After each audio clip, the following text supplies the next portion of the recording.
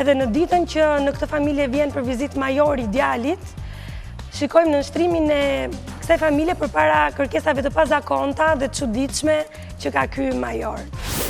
Është një vepër shumë e thjeshtë, shumë komunikative, por me mesazhe shumë të mëdha. Me mesazhe shumë të mëdha për dinjitetin e njeriut, për personalitetin e njeriut. Unë them që këto janë ngjarjet më të rëndësishme të këtyre ditëve në teatr. Është lëvizja e janë teatr dhe familja tot.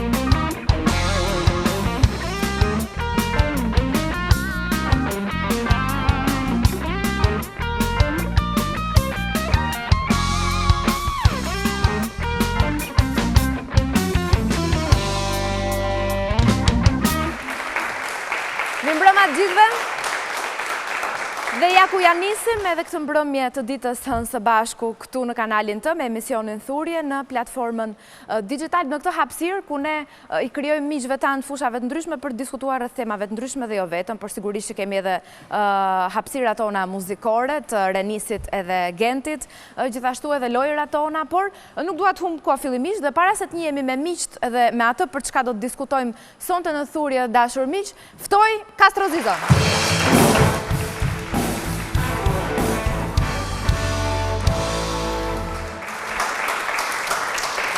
Castro, mi mbrëma, mirë se erdhe. Mbrëma.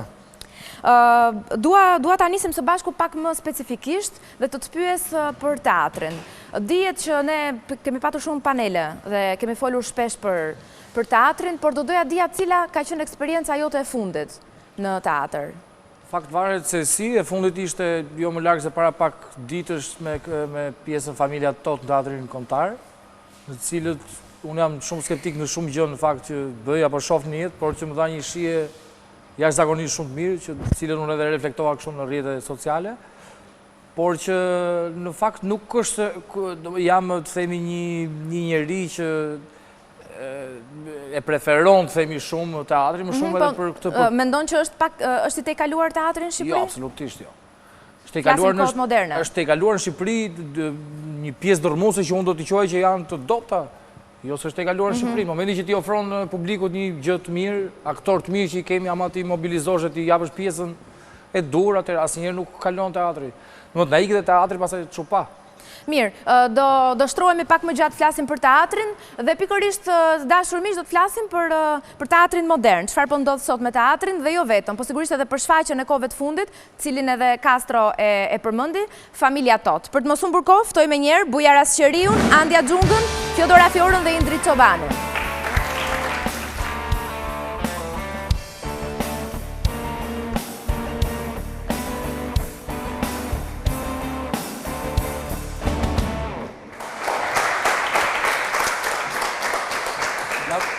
Dikush është në regji tani, ka një vllatinjak Indriti. Na ke lënë në duart sigurt, apo sigurisht është Eros Çaushi, kështu që jemi Eros Çaushi në regji.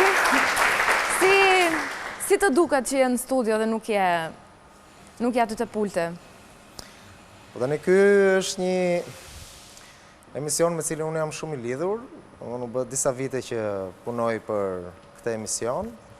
Edhe kam qenë gjithmonë shumë i kujdesur për ata që janë të ftuar në studion tonë.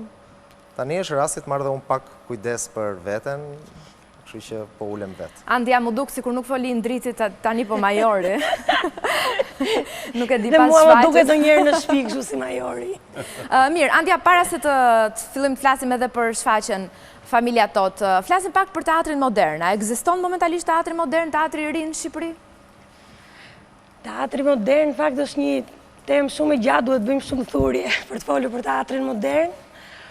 Po, sipas mendimit tim, një shfaqje të mirë e bën e bën një kast i mirë aktorësh, edhe një shfaqje me emocion të madh. Nëse këto dyja bashk janë në një shfaqje, unë them që mund ta quajmë një shfaqje moderne. Nëse një shfaqje i flet aktualitetit, i flet publikut sot dhe është e bukur, patjetër që është dhe moderne. E bukur është gjithmonë moderne, kështu që po të ketë këtë çdo krijim. Modernja do të theksoja një gjë që mua më pëlqen shumë, moderne çdo gjë origjinale. Çdo gjë e sinqert, çdo gjë e vërtet dhe e ngritur prej artistit që merret pikërisht me atë, qoftë muzikant, qoftë këngëtar, qoftë aktor, qoftë regjisor, po e ngritur nga vetja e vet, e pa kopjuar, e pa imituar dhe e pa fallsuar. Kjo është moderne sot. Kjo është moderne, sepse artin shqiptar po e mbulon imitacioni, po e gryen imitacioni, sugestioni madh i prodhimit kinematografik, teatral, që ka Evropa dhe aq më shumë gjithë bota, merret në mënyrë të pavullnetshme prej artistëve tanë dhe imitohet. Shpeshherë neve bëjmë shaka në për teatr, në për rrugë, në për kafene dhe themi, ky është regjizori kasetave, ky është aktori kasetave, ky është këngëtari kasetave, ky është muzikanti kasetave. No, çdo gjë që është origjinale është moderne, sepse buron prej individit, prej gjithë fabrikës së tij krijuese. Dhe çdo gjë imituar, çdo gjë falso është mbetet falso. Se ti detyrimisht moderne jesi, se kuptoj këtë gjë. Bashkohore, teatri i ri. Bashkohore. Teatri i ri bashkohore. Fjodora, nisur edhe nga çfarë tha dhe zoti Asqeriu, si shet, cilat janë ato ngjarje që le të themi kanë lënë gjurmë në teatr momentalisht, në këtë teatrin e ri? Mendoj që është e gjithë fryma e re që ka karakterizuar teatrin shqiptar sidomos vitet e fundit, krijimi dhe ngritja e emrave të rinj, djem dhe vajza, sidomos vajzas fundmi, me që kemi këtu edhe regjisoren që aktualisht është Andja Xhungua në sken me Familja Tot. Në fakt ka një seri shumë të qëndësishme regjizoresh të talentuara dhe më në fund mund themi që kemi një brezë regjizoresh femra në teatrin shqiptar dhe kjo mendoj që është vërtet shumë bashkohore. Janë gjitha shumë ambicioze. Kjo do të jetë edhe tema e panelit dytë, kështu që mos na e digjë. Okej, ky është mendimi im personal, duke qenë se shfaqjet e fundit që unë kam parë kanë qenë pikërisht ato që i përkasin regjizoreve femra, siç është për shembull Roze Kostani, Triada Dervishi, Sonila Kapidani, aktualisht në Elma Dorezi, gjithashtu që kishte një shfaqje të mrekullueshme. Pra ka qenë një vit i bukur i mbushur me shfaqje të cilat edhe mund t'i kemë përkitur në fakt klasikëve të letërsisë botërore, por mënyra se si janë sjellë i ka bërë ato shumë bashkëkohore. Dhe duke i rikthyer pyetjes tënde të parë, unë mendoj që kemi një teatr bashkëkohor tani më, edhe pavarësisht vështirësive, financimeve, skenave të pakta, ku të gjitha mbeten shtetërore dhe jo si në gjithë botën që kompanitë teatrore private janë ato që ngrihen më shpesh në sken dhe krijojnë edhe mënyra të tjera. Ne kemi një teatr bashkëkohor dhe kemi një brez të ri i cili ka ndryshuar mentalitet dhe sigurisht ka ecur me hapin e kohës në të gjithë mënyrën se si prezantohet publikut. Po më falësh, në këtë do të shtoja edhe diçka tjetër. Po bëj. Që këto vajza që sot janë nëna, që kanë familje, kanë fëmijë të vegjël, meritojnë një duartërhidhje shumë të madhe.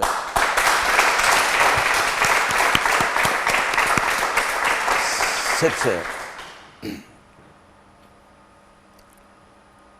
ti shikosh me fëmijët e vegjël si rrisin, si trajtojnë, si çojnë në shkollë, si ushqejnë, si pastrojnë, si mbajnë burrin, si mbajnë. Kjo është një merit e jashtëzakonshme për mua dhe një vlerësim shumë i madh për këto vajza. Mirë, pasi që thamë, për këtë do të flasim edhe panelin e dytë, Indric, nëse do të krahasojmë teatrin shqiptar me atë jashtë kufive, në të shpikeshe? Në rajon. Po, ku dallojmë? në rajon, teatri jonë ka shumë ngjashmëri me teatrin e fëmijëve tanë, për shkak të metodikës që ne përdorim, për shkak të shkollimit dhe formimit që ne kemi. Metodika teatrore janë të ngjashme me fëmijët.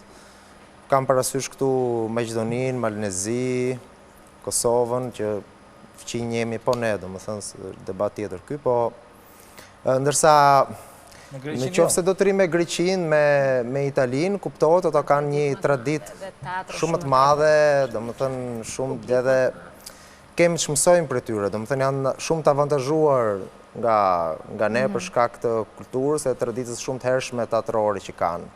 Teatri jonë është si historik është shumë i risa ata. Mirë, Andja, nëse do të flasim pak për infrastrukturën e teatrit, mendon se është e mjaftueshme për të qenë edhe konkurent? Për të pasur konkurrencë?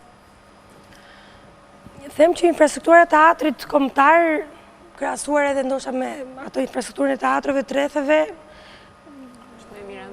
është më e mira e mundshme, kupton? Më e mira në më të keqen madhe, po është thënë që do bëhet ky teatr, kështu që Kemi mos jemi problematik me infrastrukturën, kjo është e vërtetë, domethënë kemi pak salla teatrit. Mos harrojmë që domethënë u gdhim, po themi, në vitet 90 me disa salla që sot nuk i kemi, domethënë kemi mbetur vetëm me sallën e teatrit kombëtar, me sallën e Metropolit, dhe eksperimentale që është minimalisht. Nuk është dritë, nuk është se po mungojnë salla, sepse po bëhet nami me pjesë dhe me aktorë. Kemi që po bëhet skena e re. Ajsa janë, aq po përmbushen, ose po tentojnë mbushet. Mirë, sigurisht, për infrastruktura teatrore është e rëndësishme. Nuk është, po jo për të krijuar, kam përshtypjen që nuk duhet të parë kështu si ku e diun kooperative madhe, me që se çdo vit dalin nga 10 regjizor, 10 aktor, 10 skenografe kështu me radhë, këta duhet i fusin patjetër në punë, jo detyrimisht të janë gjithë talentuar. Jo, po flas për vende pune. Jo, po edhe sikur të kemi, nuk është se mungonin dritë edhe 5 salla të tjera dhe s'po mbushim dot, e kupton? Ajo që unë mendoj që mund të jetë edhe mendimi që ndoshta në një farë mënyrë po het Castro është mungesa e një kritike të teatrit. Pra ne dikur, më kujtohet profesori jon Josif Papajgjoni, i vetmi kritik i teatrit në Shqipëri i cili mundet të thellohet dhe të bëj një analizë të një shfaqje që sigurisht me një respekt të jashtëzakonshëm që kam për të, edhe ai tani më i ka kaluar le të themi koha e impenjimit të plot në teatr, pra nuk ka një njeri i cili të ketë mbaruar për kritik teatrit, të ketë mbaruar dhe jashtë Shqipërisë, të ketë i përballje me skenën bashkëkohore atje dhe të vi dhe të bëjë një analizë të qartë të asaj. Nëse, po, gjithsesi ai ka bërë kritikën dhe ka dhënë kritikën me vite, pra mund të themi është i vetmi që ka mundur të bëjë një analizë. Jo, por çfarë do të shërbej kritika, se nuk e bëra dot. Shërben. Pikërisht për se kishim të kritikën. Ju e kishit e infrastruktura teatrore. Jo, unë kisha në fakt se i driti ta që po. Të them një gjë, se Peter Bruku thotë që për të bërë teatr më mjafton një dhomë edhe një njeri që kalon atje. Domethënë për këtë jam dakordun që teatri, domethënë se njerëzit e teatrit mund të gjejnë hapësira dhe mund të krijojnë vetes hapësira. Nuk është se po mbytemi nga pjesët. Por që të kemi infrastrukturë teatrore është e rëndësishme. Lajmi i mirë, siç e thashë më parë, është hapja e sallës së re që pritet mbas një viti të inaugurohet. Turbina. Me shpresën dhe me sigurisht me bindjen që teatri kombëtar do të rikonstruktohet apo rindërtohet aty ku është. Ne jemi popull që kemi shumë shpresë. Dhe me gjithë po themi sharmin edhe rëndësinë që ka ky institucion për të mbetur kaq i rëndësishëm sa vetë e ka krijuar historinë e vet, se ka krijuar dikush tjetër, kanë krijuar vetë aktorët, regjisorët, njerëzit e teatrit këtë histori që ka sot teatri kombëtar. Mirë, do doja në këtë momente të pyesja pak edhe Renisin, i cili është pozicionuar për të na sjellë interpretimin e parë. Mirëmbrëma Renisi. E di që je një fans, le të themi, dhe ndjekës i rregullt i teatrit. Pëlqen teatri apo jo? Po, kam ndjekur shumë shfaqje. Momentalisht si të duket, a ka ardhur një kohë e re e teatrit? Jemi tek një teatr i ri? Unë preferoj preferencët e mia, sigurisht pa ulur poshtë, domethënë teatrin kontemporan, unë jam më shumë ke klasike. I shijoj më shumë. Gjithsesi kjo nuk do të thotë fare që çfarë po bëhet sot është e pavlerë. Nuk të pëlqen dhe nuk e. Sigurisht që unë jam ke klasike. Cili është interpretimi yt i parë për sonte? Çfarë këngë? Liquido Narcotic. Renis Gjoka.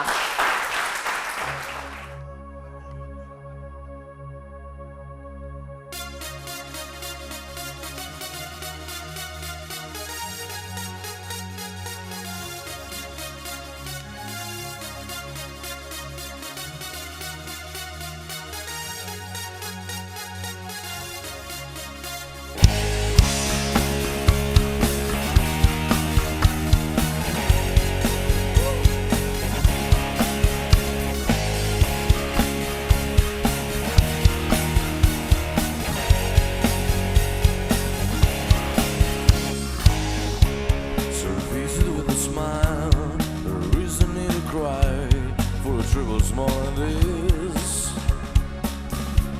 will still recall my name, and the month that will begin will release me with a kiss. Have I tried to draw the veil? If I have, I could, I failed. Did I feel the consequence? These back-careless words, cause in my heart.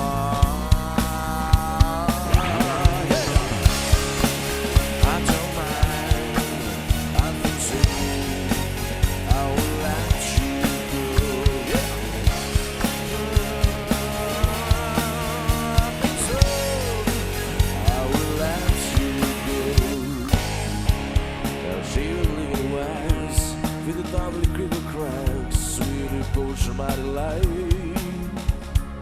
Oh, you're such a pretty one, and the naked thrill of flesh and skin tears me through the night. Now I hate to leave you there. If you need me, I'll be there. Don't you ever let me down. These back-careless words, God's in my heart.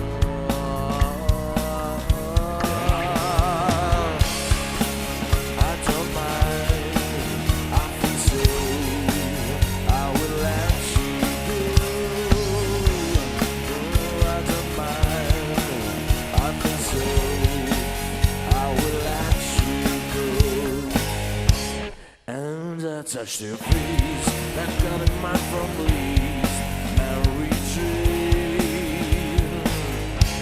And I called your name like an addicted to the game. You couldn't stop me at the blade. And I touched your face, that got in my please, and retreat. And I called your name, my cookie.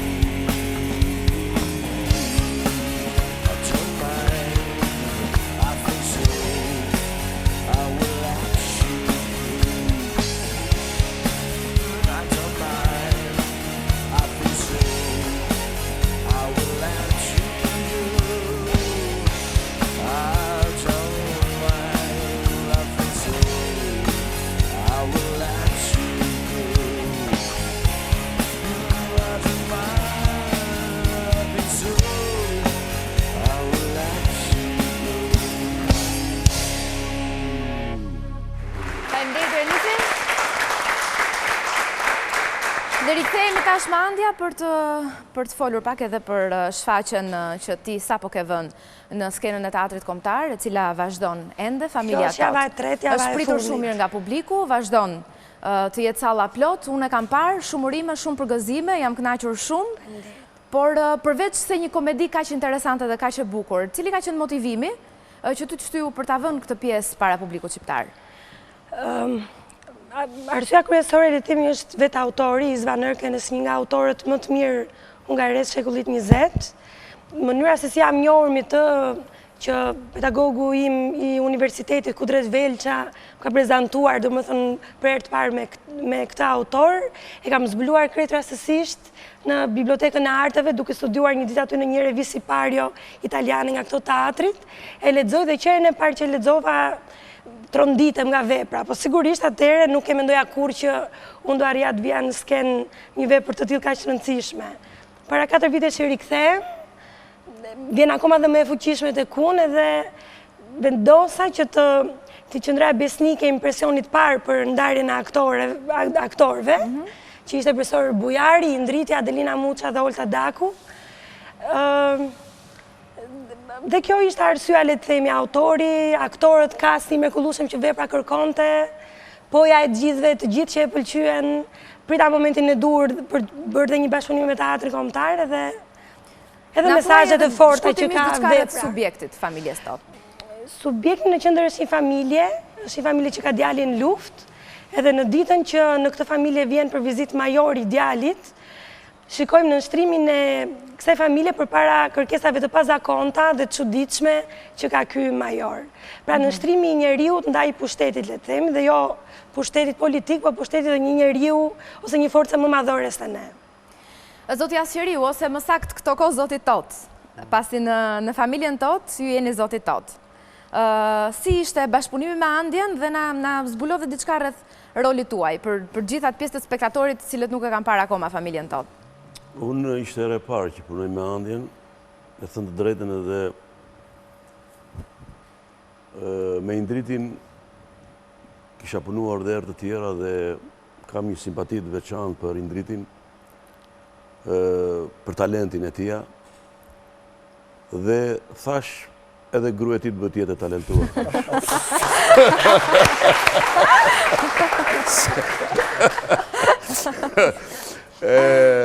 Por duhet të theksoj, unë emocionohem shumë se unë në radhë me regjizore femra kam punuar, përgjithsisht kanë qenë meshkuj. Mua më emocionon shumë fakti i këtyre vajzave të mençura. Këtyre vajzave që kanë një pasion të veçantë për këtë profesion, që do të thoshja një profesion i vështirë. Dhe eksperienca ime ka treguar që sidomos vajzat, gratë, femrat e kam pasur shumë të vështirë. Nuk po flasë për opinionet, për mendimet, se si kryohen e si ashtu. Por në fushën e artit gjërat janë shumë herë më të komplikuara sepse bën vendos ana subjektive. Mua më pëlqen, ty nuk të pëlqen, ati tjetër. Dhe shpeshara ana subjektive bet spekulante për të bërë vlerësime objektive për X-in dhe Y-in. Kjo është shumë. Na flisni pak edhe për zotin totë. Dhe marrëdhënia me Andjen ishte një marrëdhënie, do të thoshja, shumë komode. Unë jam ndjerë shumë rehat në kërkesat që më shtronte dhe i thash që në fillim, i thash mos ki droje, i thash unë, para askujt, ti drejton punën dhe kjo me një kompetencë profesionale të admirueshme për mua, e ka drejtuar punën me shumë zgjuarsi dhe me shumë këmbëngulje. Mua më pëlqen këmbëngulja, sepse ne nga njerë mundohemi të bëjmë bisht vërejtjeve, ose bëjmë sikur e marrim vërejtjen, por nuk e realizojmë, spekulojmë shpesher në kërkesat që të shtron në regjizori, por Andja shumë me kujdesshme dhe shumë skrupuloze në të drejtat që ka për të drejtuar një punë caktuar. Dhe unë them që në të tërë drejtimin e saj më pëlqeu ana shumë e sinqert e të kapurit të subjektit të kësaj vepre që për mua është një vepër shumë e thjeshtë, shumë komunikative, por me mesazhe shumë të mëdha. Me mesazhe shumë të mëdha për dinjitetin e njeriut, për personalitetin e njeriut.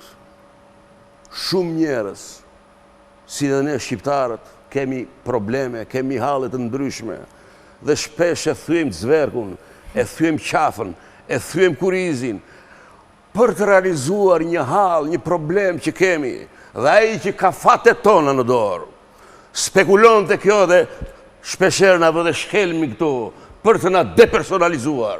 Kjo është një vepër shumë e madhe për depersonalizimin e njeriut.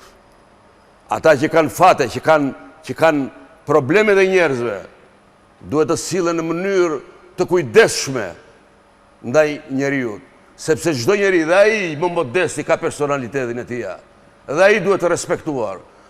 Dhe aq më tepër, këtu kemi të bëjmë me një problem shumë të madh, sepse dhe sot në Shqipëri shumë familje tona i kanë fëmijët në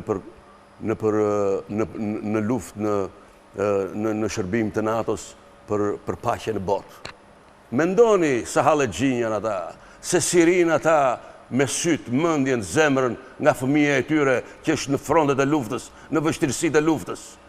Mendo se që mund t'i bëj një oficer, një komandant, një që t'i përdos për halin e fëmijës.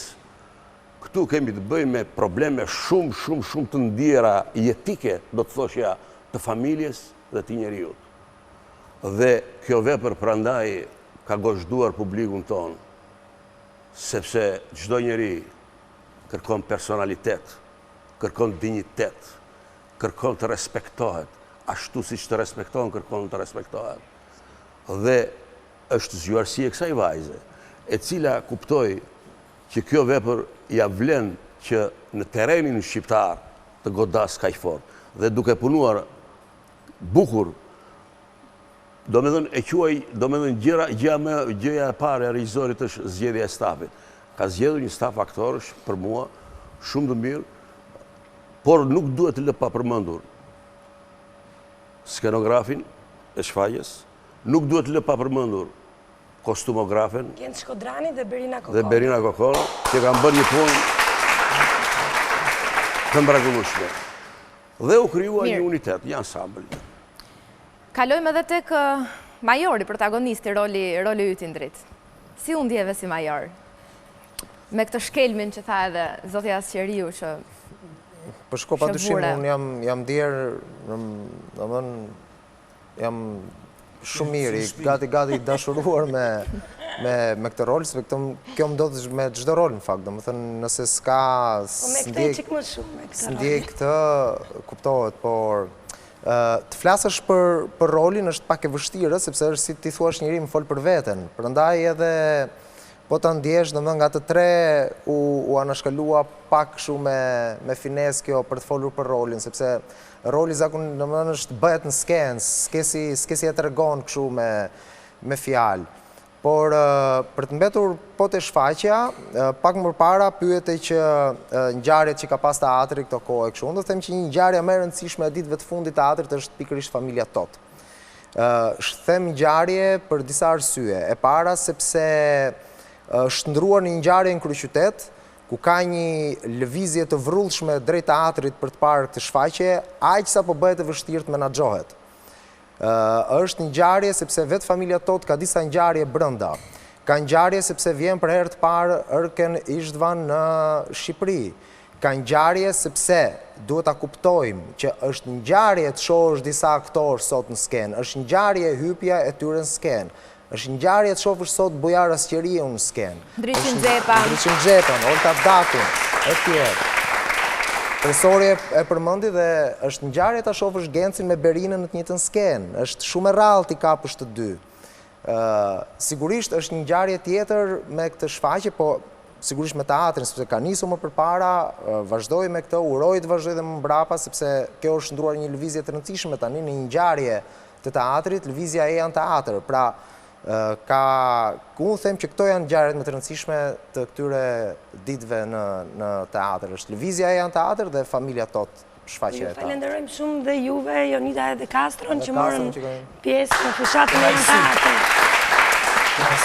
Edhe gjithë të tjerët, sigurisht, po me që jeni këtu. Po, edhe Renisin, Eugendin, figurat të rëndësishme të Digitalbit. Edhe Shagoqin, po patjetër. Sokol Shametin. Andja, për sa kohë do të qëndroj? Familja Tot do të ketë rikthim apo ndonjë lloj lëvizje? Të konfirmuar kemi dhe këtë javë, fillon nga e mërkura deri në të diel në orën 19. Sot është hënë dhe biletat pothuajse po mbarojnë, domethënë është një vrull shumë i madh. Kemi të konfirmuar Prishtinën me datë 15 nëntor dhe direkt mbas kthimit nga Prishtina Durrësin për 3 ditë në qytetin e Durrësit, ku unë jam edhe punoj në teatrin Aleksandër Mujtësiu. Këto i kemi konfirmuara, pastaj nuk e di, qofim a do këtë një boshlik se kalendari këtë vit i teatrit është shumë i ngjeshur edhe nuk e dim. Mirë, do doja shumë falenderoja në këtë pjesë të parë Indrit Çobanin, edhe Bujar Asqeriu, falenderoj shumë që ishe në thurje zotja Asqeriu, ndërkohë do vazhdojmë të qëndrojmë pjesën e dytë, do të flasim pak për teatrin Roz. Linja ndërkohë kalon për Gjestitën, të na njohim me më të rejat dhe ç'na pret java në digital.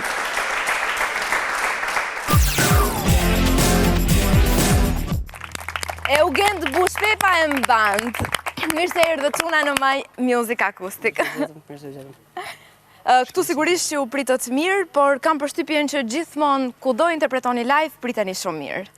Gëgja mirë, kemi mbështetësit tonë, i falenderoj që në përkrajnë gjithmonë. Do doja të përfitoja nga rasti që të prezentoj dhe shumët e grupit, që ose më lejohet, Denisi ishte e shparë. Patlin dhe Hiri është në baleri dhe... Denisi dhe kemi tonë. Po, e Erbis, a dy linë të asje. Komplimente që na. Sërisht me rock, pasi edhe interpretuesja para jush ishte një adhuruese dhe performuese e rockut, ndërkohë ju, si band, kendi ndërmend të performoni apo të eksperimentoni ndonjë rrymë tjetër muzikore? Themi drejtë, nuk jemi shumë fanatik të muzikës, vetëm të muzikës rock, si thëmë. Mua më pëlqen shumë për shembull bluesi i viteve 70, pëlqen edhe soul-i. Kemi eksperimentuar disa herë me çunat edhe në live.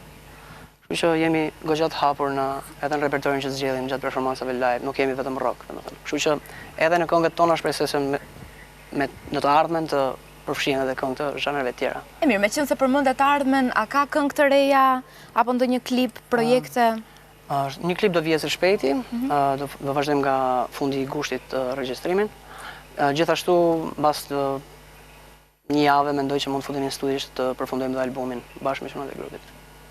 Udhtari është një ndër këngët tuaja më të bukura, por ne do të jemi në një tjetër performancë sërish një këngë mjaft e bukur, ende reale, madje dhe fituese e çmimit Best Male apo jo në Top Fest. Best Male, po. 5. Po. Dhe do të vi tani në versionin tuaj sigurisht, unplugged, akustik. Dhe mua vjen shumë mirë që ishte këtu sonte dhe për më tepër që nuk mbyllni vetëm mbrëmjen e sotme, por edhe projektin e ri dhe të këndshëm që ne u ndjem shumë mirë këtu në kompleksin Ashik, një projekti digital për ky dhe kemi kënaqësinë ta mbyllni ju. Suksese.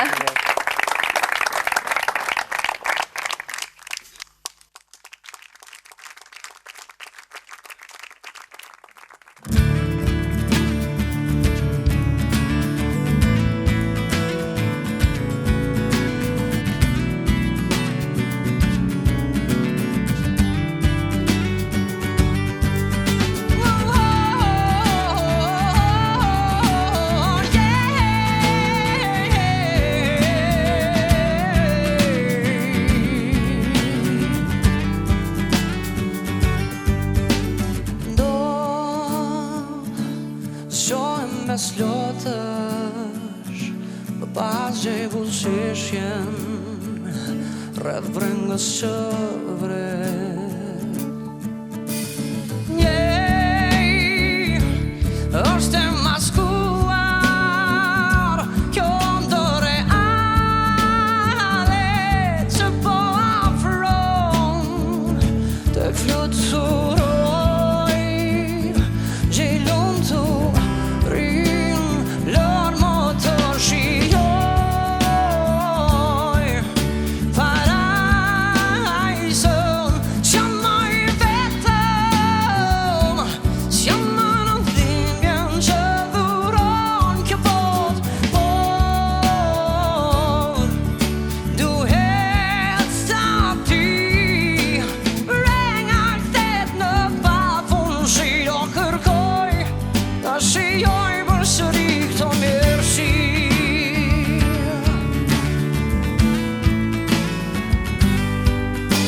Qërin gjej kur t'jellohem, pyes veten ku ndodhem, vetë muar pse rri. Shoh që është larguar një ndo reale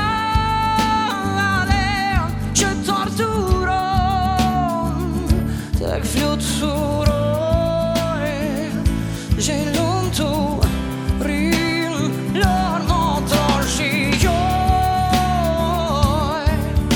parajsëm, që më i vetëm, që më në dhimbjen që dhuron kjo bot, por duhet sa ti brenga ktet në pafundësi, do kërkoj ta shijoj përsëri këto mirësi.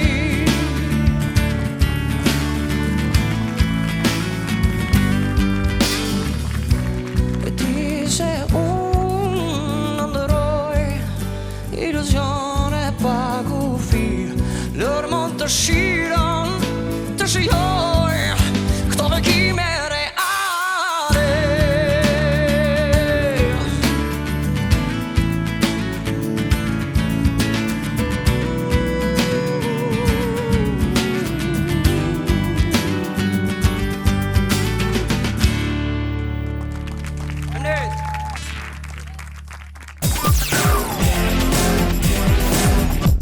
Besoj tek pa dashur të bëj diferencat e gjinive, tek aftësia, tek krijimtaria, tek dëshira, tek dashuria për të bërë një punë, edhe kjo nuk bën diferencë as tek mashkulli dhe tek femra. Ka qenë spektakli i parë i thyerjes një mentaliteti, i thyerjes të një tabuje, ishte një ndryshim shumë i madh. Vështirësitë fillonin që nga kostumet, që në atë kohë nuk ekzistonin kostumograf, rroba qepës, dhe mbaj mend që kputucët me taka që duhet kërceni mambën kishin kputucë të llahtarshme. Mirë mbrëma gjithë, tashmë bëm traditë domethënë. Shpresoj që mos jemi bezdis, mos jemi bërë bezdisur Shteflendi. Absolutisht që jeni të mirëpritur. Por dëgjova që para 2 javësh më duket se ditë kishin ngatruar me këtë futbolliste kontares. Po, kishin ngatruar pak, po. Me kësaj harrova? Me Hysajn. Me Hysajn. Po. Në fakt i ngjan pak. Mos si Hysaj dhe i transformuar një kuzhinier tashmë. Jo, ai më ngjan mua, jo unë aty. E kuptoj, po me moshën ti je më i rritur. Po, pak më i rritur. Pak më i rritur, po ti karrierën e futbollit nuk e futa asnjëherë. Karrierën e futbollit e lash ysës tjetër te këmbët, unë morë te duart. Ti morë te duart, po secili duhet të bëjë një me këmbë, një me duar, një tjetër duhet të bëjë me diçka tjetër. Shef Ledi, çfarë do gatuajmë sot? Sot do gatuajmë një fileto peshku në furr me frodo të thata edhe pak perime. Pak perime, tash në furr. Në furr do e marrim peshkun, çfarë peshku është ky tani? Peshk koc. Le ta shohim gjithë. Ky është peshki i vdekur, kam përshtypjen. I ngordhur. I vrarë. I ngordhur, si i vdekur. I vdekur thuhet për njerëzit. Për njerëzit. Po edhe këta shkretët kanë shpirt tash. Okej, e pranojmë edhe këtë. Po. Pranojmë. Mirë, është i themi peshkun. Kemi peshkun, kemi domate, frodo të thata që është stika, ara, bajame, një patate, majdanoz, vaj hudra, verë, ujë, piper, krip, normalisht. Këtë verën se kam kuptuar, vera detyrimisht në kuzhinë duhet të jetë verë mirë që edhe pihet dhe konsumohet apo s'është thënë? Të dy, po të dy është shumë mirë. Është po ti edhe verë shtrenjtë tuaj edhe verë mirë është. Tash ky tek peshku e ha një person apo 2, si thua del? Ky del për 2 veta. Sepse është diku tek 500 gramshi. Kjo koca këtu, ëh? Del për 2 veta. Gjën e parë që ja nisim si procedurë. Pasi e kemi pastruar, që kemi hequr pjesën e barkut. Që ne ja kemi hequr? Absolutisht që po. Po. Marrim dhe do ta sfiletojmë. Pasi ti kemi bërë një sfiletim. Koca hyn tek këto peshqit me shumë hala? Jo, pak hala ka. Do të shpjegoj edhe si mund të heqim halat. Me këto thikat dhe të mërshme, s'kam qenë asnjëherë i zoti me thikat në fakt. Sa më shumë të mërshme to, i bën si për vete, si punë e vajzave. Si punë e vajzave? Si rish afër, po. I bën për vete. Jo, sa më shumë, do thosha sa më shumë vajza kalon, aq më shumë ja di. Pavarësisht që bota e femrës është si një tunel i gjatë. Ndërsa punë e peshku themi që me disa herë ja mëson atë gjën. Absolutisht. Ndërsa femrës s'ja ka gjetur njëri fundin Lendi, kështu që unë nuk e di si ke punën ti me femrat, po kam vështirë me peshqit i ke mirë punën. Po të shikojmë peshkun e do? Detyrimisht edhe të... E kuptoj. Domethënë është shprehje që hëngri peshkun. Pikërisht. Në kuptimin e parë fjalës, mos aludoni gjëra të tjera. Kemi një piskatore, por që është për të hequr halat, jo vetullat. Jo vetullat. Po në rast se nuk kemi në shtëpi një piskatore për halat, më vjen keq, është vështirë të heqësh me dorë. Jo, me piskatore për vetullat jo. Po nuk e kap dot, sepse është me vogël. Do pak më shumë fuqi. Po ka femrën ato që si kanë rënë tatuazh vetullat, që i kanë piskatori kanë filluar më trasha dhe le ta provojmë. Nëse arrin, okay. Po. Kështu që për gjithë ju femrat ose ju meshkuj që keni piskatore në shtëpi që nuk e përdorni vetëm për vetullat, mund ta provoni për të hequr halat. Imagjino por sa është të mërshme tash. Imagjino sikur këta peshqit komandonin tokën temi ose oqeanin dhe ne të ishim ushqimi i tyre. Rreth 10-11 hala, një fileto, që njerëzit ta kenë kështu, ta dinë që do të heqin 10-11 që peshku ti pastër. 10-11 hala. 12 këta nuk bëhen. Jo. Tani ne pse 10-11 tash, shef Lendi, mund të jetë 12-13 ai për shkakun hala. Jo, deri aty arrin. S'ka. S'ka. Kjo është koca e ujrave tona, kam përshtypjen. Po, ujrave tona normalisht. Koca ka ndryshim kështu, ujrave cekta, thella, apo? Jo, riku ti do i qef. Shi. Që ka një kocë lozonjare. Bredha rake që ikën si në cekti, si në thellësi. Ku të ke dëshira jo? Do më nuk është me paragjykime, për shumë mund të shoqërohet edhe me kocë tjetër, si me X6 si pa X6, domethënë është kocë neutrale. Po. Domethënë ndjek instinktin, ndjen dashurinë si kocë. Pikërisht. Nuk shef interesin material, domethënë. Ja, fare. Që për shumë mund të ngjitet shef një balenë të madhe, zemra e shpirtit me që është ajo balenë e madhe dhe ka më shumë hapësirë makinë, themi. Ja, s'është nga ato kocat. S'është nga ato kocat, dakord. Plus në restorantin tonë zgjedhin gjithmonë koca jo materialiste. Jo materialiste. Me këta levrekët nuk e di se si do vi edhe punat e levreku. Kjo domatja është bio, kam përshtypjen, ëh? Bio. Mendohet që të bëhet çdo gjë të bëhet tjetë sa më freskët, se po që importuar me çaupa pastaj. Jo, tash ti importojmë edhe domatet ne tamam çaupa. Jemi popull i çuditshëm fakt, se mund të kemi mollën në Baçë, si më thënë, edhe e marrim nga Maqedonia ose Greqia. Se kam kuptuar këtë pjesën. Shumë i çuditshëm, po se marr vesh si na bën me hile neve ato. Jo, më ja bëjmë hile vetes në fakt. Por mos është pak një patate apo nuk para ham patate shumë? Mendohet që patate është domatja më nësh për të krijuar një salsë në fund, kurse peshku do shihesh me fryrë të thata. E kuptoj. Kupton? Kjo është më shumë gjatë procesit furrës, domethënë që të japi. Shtojmë kripën. Me këtë kripën sigurisht lëshon pak dorë apo jo? Jo normal. Tani aq sa duhet. Çdo gjë që ti e kemi dashuri dhe është pa kripë. Po që ëmbël edhe ta bishnat e është vërtet. Jo, po ëmbla të shkrinë, është si lëpirset, që lëpini më pas s'ke më. Ndërsa kripa të stivohet aty. E ta rrit dashuri më shumë. Pikërisht. Shtojmë pak vaj. Ky është vaj sade, domethënë pa përpunuar apo? Është vaj me pak hudhra. Gjithmonë ku ka det, peshk, do të përdoret me patjetër hudhra sepse ndihmon në aromave. Hudhra përgjithsisht në kuzhinë kam përshtypjen. Hudhra dhe qepa janë dy gjërat bazike. S'ka, pa ato nuk mund të punohet. Pasi kemi shtuar fryrët e thata, shtojmë verën. Po, vera në moment të dytë në furr avullon, edhe nuk ngelet më. Ikën. Bëhet më kremoze themi te. I shtojmë dhe ujë, që do ta vendosim në furr, pak vaj ulliri. Me thjesht, hyn tek pjatat shumë të thjeshta. Pastaj vaj ullirit është një nga baza e kuzhinës. Sidomos e kuzhinës me produkte peshku. Peshku që është edhe në restorantin ton. Tani jemi gati për në furr. Kjo jam kurioz shef Blendi, kjo hyn koca është relativisht e lirë, sa është kila e kocës pak a shumë? Ka dy lloj kocësh, ka edhe kocë rezervati, ka edhe kocë deti. Po. Kocë rezervati arrin deri në 10-12 mijë lekë, kurse kocë e egër shkon deri 35-40. 35-40. Kjo është si pasojë e peshkatarëve që harxojnë naftë e kështu me radhë. Absolutisht kosto. Sa më madh është kosto, aq më tepër. Po sigurisht është dhe më e mirë sepse ka ngrënë produkte diskutohet. Të vetat. Këtu një pjatë furre le të themi në restorant sa shkon pak a shumë për kjo që është për 2 veta kushton 22.000 lekë. 22.000 lekë vjetra. Për 2 veta. Për 2 persona? Për 2 persona. Me një shishe verë relativisht mirë, domethënë me 40.000 lekë të nderuar meshkuj ju, po edhe femra ju, sepse ju gjithmonë meshkujt paguajnë. Kjo është një recetë delikate, që i përshtatet edhe femrave shumë mirë.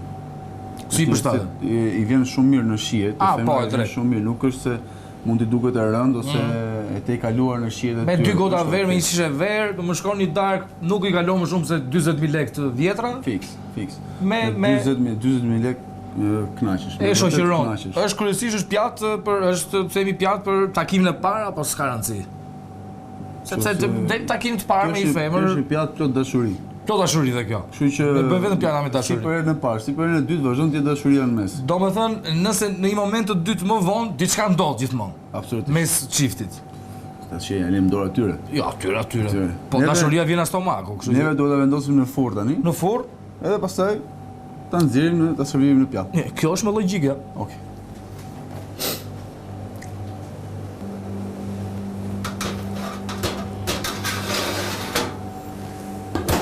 Pasi kemi nxjerrë nga furra, e vendosim në bango. Kujdes. Aroma shija. Dhe merrem me servirin. Këtu ishim 20 minuta, shef Blendi në sa gradë edhe një herë t'ja rikujtoj? 200 gradë. Me 200 gradë. Me 200 gradë. Ka përshtypjen kjo që mund të bëhet pak më shpejt, po në 200 gradë merr ta ngadalë gradualisht edhe. Të bëhen edhe perimet si duhet, sepse në moment që mund të vëmë temperaturën më të lartë, i bie që ta rrëmbejmë si produkt.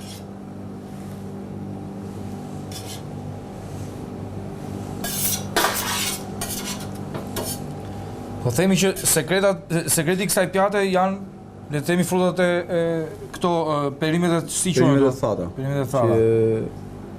Që janë stika, bajame, ara. Kjo pastaj është çështje preference pastaj, domethënë. Absolutisht.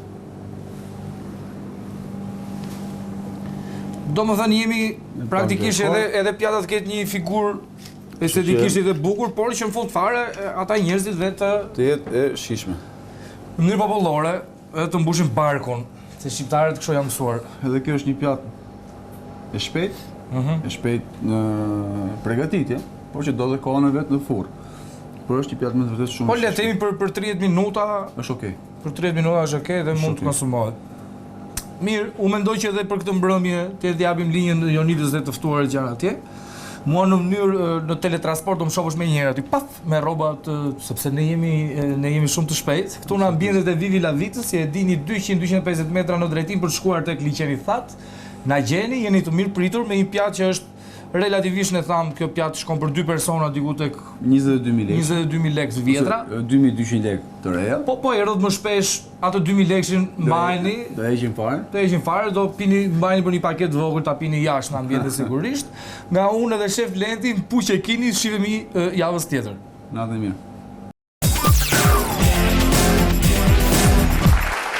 Rikthehemi në pjesën e dytë të Thurje dashur miq dhe do vazhdojmë të flasim për teatrin. Këtë herë për një super prurje të regjizoreve femra në këtë sezon të ri teatror. Jo vetëm Andja Xhunga me familjen Tot, por sezoni nisi me Rozi Kostanin, Kujtesa e ujit dhe për të pasuar më pas me atë të cilën unë do ta thras tani edhe me një tjetër regjizore. Nuk dua të humb as kohë pasi do të flasim gjatë panelit. Ftojmë një herë në studio Driada Dervishin dhe Luli Hoxhën.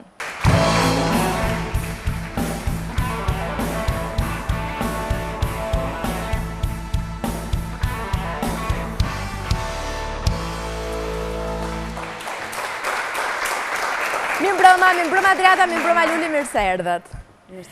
Sikurse dhe thash pra, Driad, goxha prurje femërore, i rinisur njëra pas tjetrës regjizore femra në teatrin kombëtar, sikurse dhe Luli që e ka patur pjesën Shëmbja e shtëpisë Asher para një sezoni, por tani e risjell tek teatri Kukullave, do të flasim dhe për atë. Driad, sigurisht që një pjesë e marr nga një regjizor apo regjizore ndryshon në koncept nga njëri apo tjetri, qoftë gjinia femërore apo jo. A është ky hendeku pak më, a ndryshon më shumë ndërkohë koncepti nga regjizore femër në mashkull, si është? E njëjta flasim për të njëjtën pjesë. Unë gjithsesi mendoj që konceptualisht koncepti i një regjizori nga tjetri qoftë femër apo mashkull, kjo dihet. Sigurisht që duhet të jetë diçka ndryshe. Unë do të thoja më shumë mënyra e perceptimit të një vepre, nga një femërore tek mashkullore, jo për të arritur. Unë jam kundër, le të themi, barazis në ç'kuptim, në kuptimin që nuk ka pse të jemi të barabartë përderisa jemi të ndryshëm, jemi të veçantë dhe jemi qenie unike secili. Kështu që një femër do ta trajtonte sipas botës së saj. Ajo që unë mund të vëj aren në këtë ndryshim është që femrat kanë shumë ndjeshmëri dhe kanë shumë fantazi. Ndërkohë që meshkujt ndoshta në këtë drejtim, në vënjet e shumta që kemi parë, mendoj që kanë shumë gjëra të bukura dhe të forta për të thënë sipas mënyrës tyre, por ndoshta shpeshherë janë pak më të kursyer në imagjinat dhe gjithashtu nga ana tjetër dhe në ndjeshmëri, sikur kanë frikë që të shkojnë deri në fund emocioneve.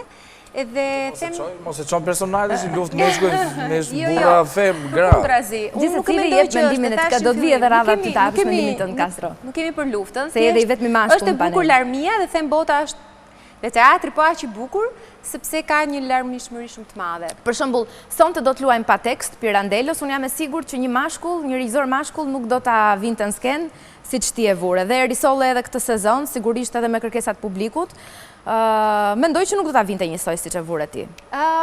Po, nuk e di, ndoshta them që unë prap jam te individualiteti i një personi dhe mënyra se si e përcjell është ajo që ai Çfarë ngacmon pikë së pari? Çfarë do të thotë? Si do ta ndaj? Është mes një teatri që do të argëtoj apo një teatri që do të ngacmoj? Një teatri që do të provokoj apo një teatri që do të dhuroj buzëqeshje dhe një mbrëmje të këndshme?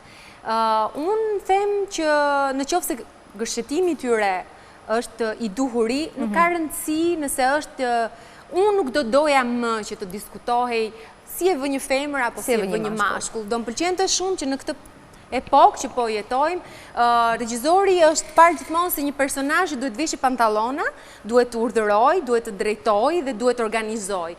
Unë them përderisa femrat, edhe pse nuk kanë qenë dhe ju shmohuar e drejta për të qenë në skena teatrore, si aktore, si regjizore, deri vonë, le themi, nuk është që kanë munguar apo kanë pushuar ndonjëherë se treguar histori.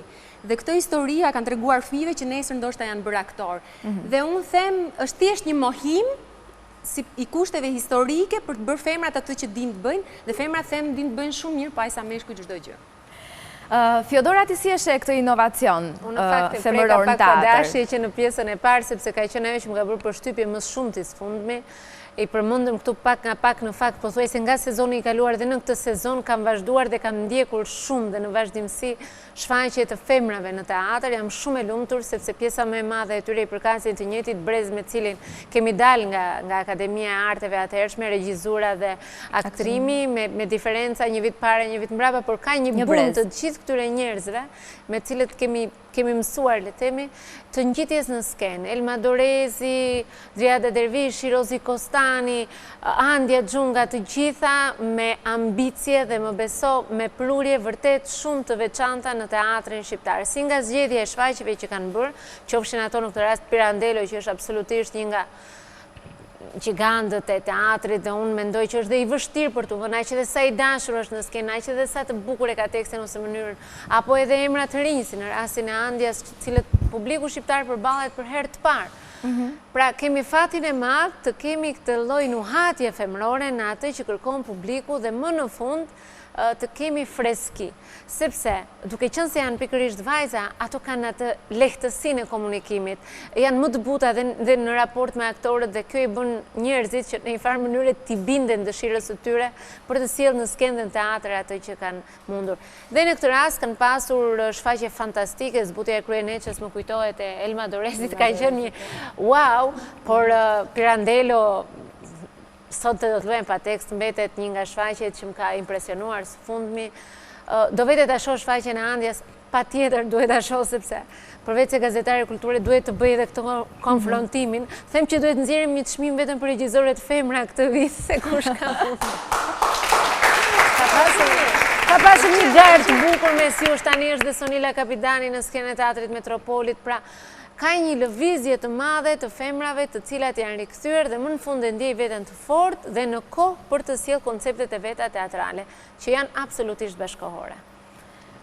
Luli, ndërkohë, si mendon, është më e vështirë për një regjizore femër të ketë mbi aktorët atë autoritetin, të veshë pantallonat, edhe të ketë atë, sikur se thash, autoritet më shumë se një mashkull. Edhe të ftoj Firal bënd të shikoj edhe shfaqjen tonë në Teatrin e Kuklave, që është një sipërmarrje drejtoreshës Monika Lubonja për të sjellë shfaqje për të rritur, në një kohë që për ta ringjallur atë teatr në pasditët e fjetura, edhe për të sjellë shfaqje për të rritur, është një shfaqje mistike, meqense dhe jemi dhe afër Halloweenit dhe vjen për herë të parë në Shqipëri nga Edgar Allan Poe, e vendosur në një teatr aq intim si që është Teatri i Kukullave.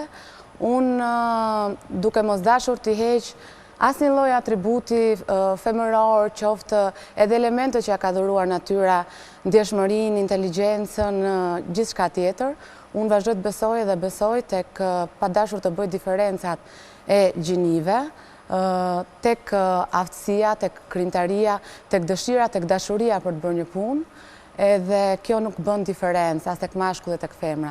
Kjo ka të bëjë me krijtarinë. Edhe kur një punë është e mirë, atëherë publik do ketë shumë si tek meshkujt edhe tek femrat. Impresionuese fakt dhe zgjedhja e materialeve, përmendet po dhe në rastin e shfaqjes Kujtesa e Ujit, ku dhe ti je aktore.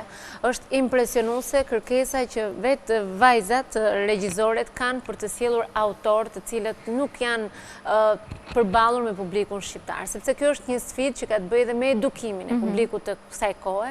Sigurisht kemi fatin e madh që është dhe kjo lëvizja e në teatr, e tha dhe Indriti, gati, bileta e një teatri kushton sa një kafe, unë sa herë që më është dashur të vit shoh shfaqjet, ka marrë për shumë Driatën në telefon, ose Elmën, ose në Rozi Kostani kam thënë, të lutem thjesht më prenoto biletën, unë dua ta paguaj sepse më vjen turp të mos paguaj 3.000 lekë apo 5.000 lekë, sepse është si të pish një kafe. Kafe jasë bën 5.000, po kafe s'do ta pish vetëm, Castro, kështu që ja, 2 kafe një ujë pagaz.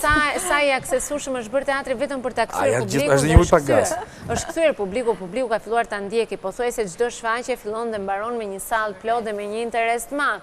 Ka një nevojë të kulturës dhe për shkakun kujtesa e ujit do mbetet më mendja mua gjatë në memorie, pikërisht dhe për mënyrën se si ato 3 motra aty përfaqësojnë shumë mirë atë që mund të jenë përballjet e përditshme në shoqërinë tonë me motrat tona, me vëllezërit tanë, mënyrën se si ndërtojmë jetën. Dhe mendoj që fati jonë më i madh është që vajzat kanë intuitën për të sjellë kështu lloj shfaqjesh dhe besoj që ja kanë dalë, por dhe brezi i aktorëve të cilët janë. Unë duaj të veçoj sepse në të gjitha shfaqjet, në disa nga këto shfaqje, kam parë aktorë të cilët përplasen. Njëra në shfaqjet tek tjetra Olta Daku, Adelina Muça, ka shfaqje domethënë ku angazhimi i brezit ri është maksimal. Dhe them që tani, kemi kohën dhe mundësinë që të shohim dhe njerëz dhe karaktere të reja në aksion edhe ta shohim çik më shumë teatrin, sepse dikur detyroheshin ata që ishin aktorë të kastës së teatrit, të luanin rolin e 20 vjeçare kur kishte mbushur 45-at, tani më në fund kemi fatin që janë hapur dyert dhe jepet mundësia edhe më të mirëve që të interpretojnë. Mirë Fjodor, ndërkohë do ndalim e pak tek momenti i dytë muzikor për sonte dhe Eugen Bushpepa, mirëmbrëma Agenti.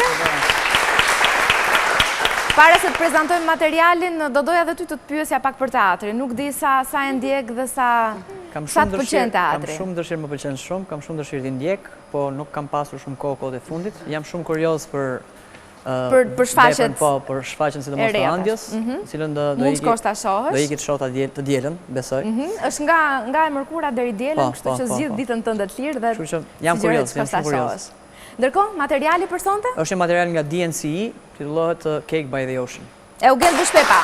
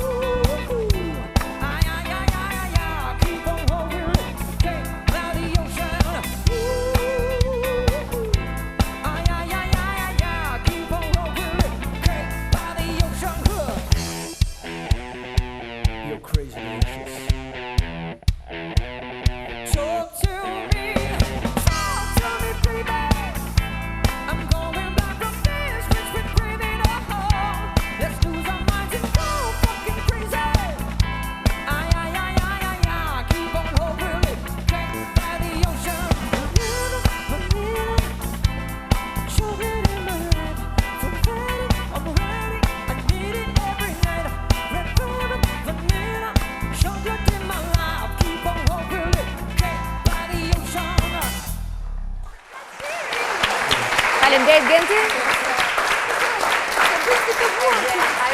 Driad. Ajo që është e çuditshme, sepse tani më kujtuaj një pjesë e madhe këtyre vajzave, po fshirë dhe Andi, janë të emëruar në teatro jashtë Tiranës. Atje bëjnë namin këto, kupton? Në teatrin e Durrësit. Më falni. Në teatrin e Durrësit të gjitha. Si ka qenë një fjerë, një korë. Është mafër. Pasi bërë me mikse, ja kush Durrësi, shkon Elbini. Jo, sepse jemi dursake. Driad, mendon se një regjizore femër ka pak më shumë shi apo gusto në përzgjedhjen e tekstit, sikurse edhe Fjodora tha më parë që janë tekste shumë të ndryshme, shumë të guximshme që janë marrë përsipër nga regjizore femra. Mendon që ka një shije më të hollë apo edhe në përzgjedhjen e aktorëve, pse jo? Unë nuk do ta shikoja detyrimisht në shijen, sepse do dilim në një paragjykim edhe unë nuk do doja që të paragjykoja meshkujt që të mos fillojmë në një debat, me që kemi meshkujt janë në minorancë. Por mendoj që e di si është puna, sa përqind e publikut që ndjek teatrin është femër. Janë femra. Shumë pak, më pak. Është shumë herë më shumë.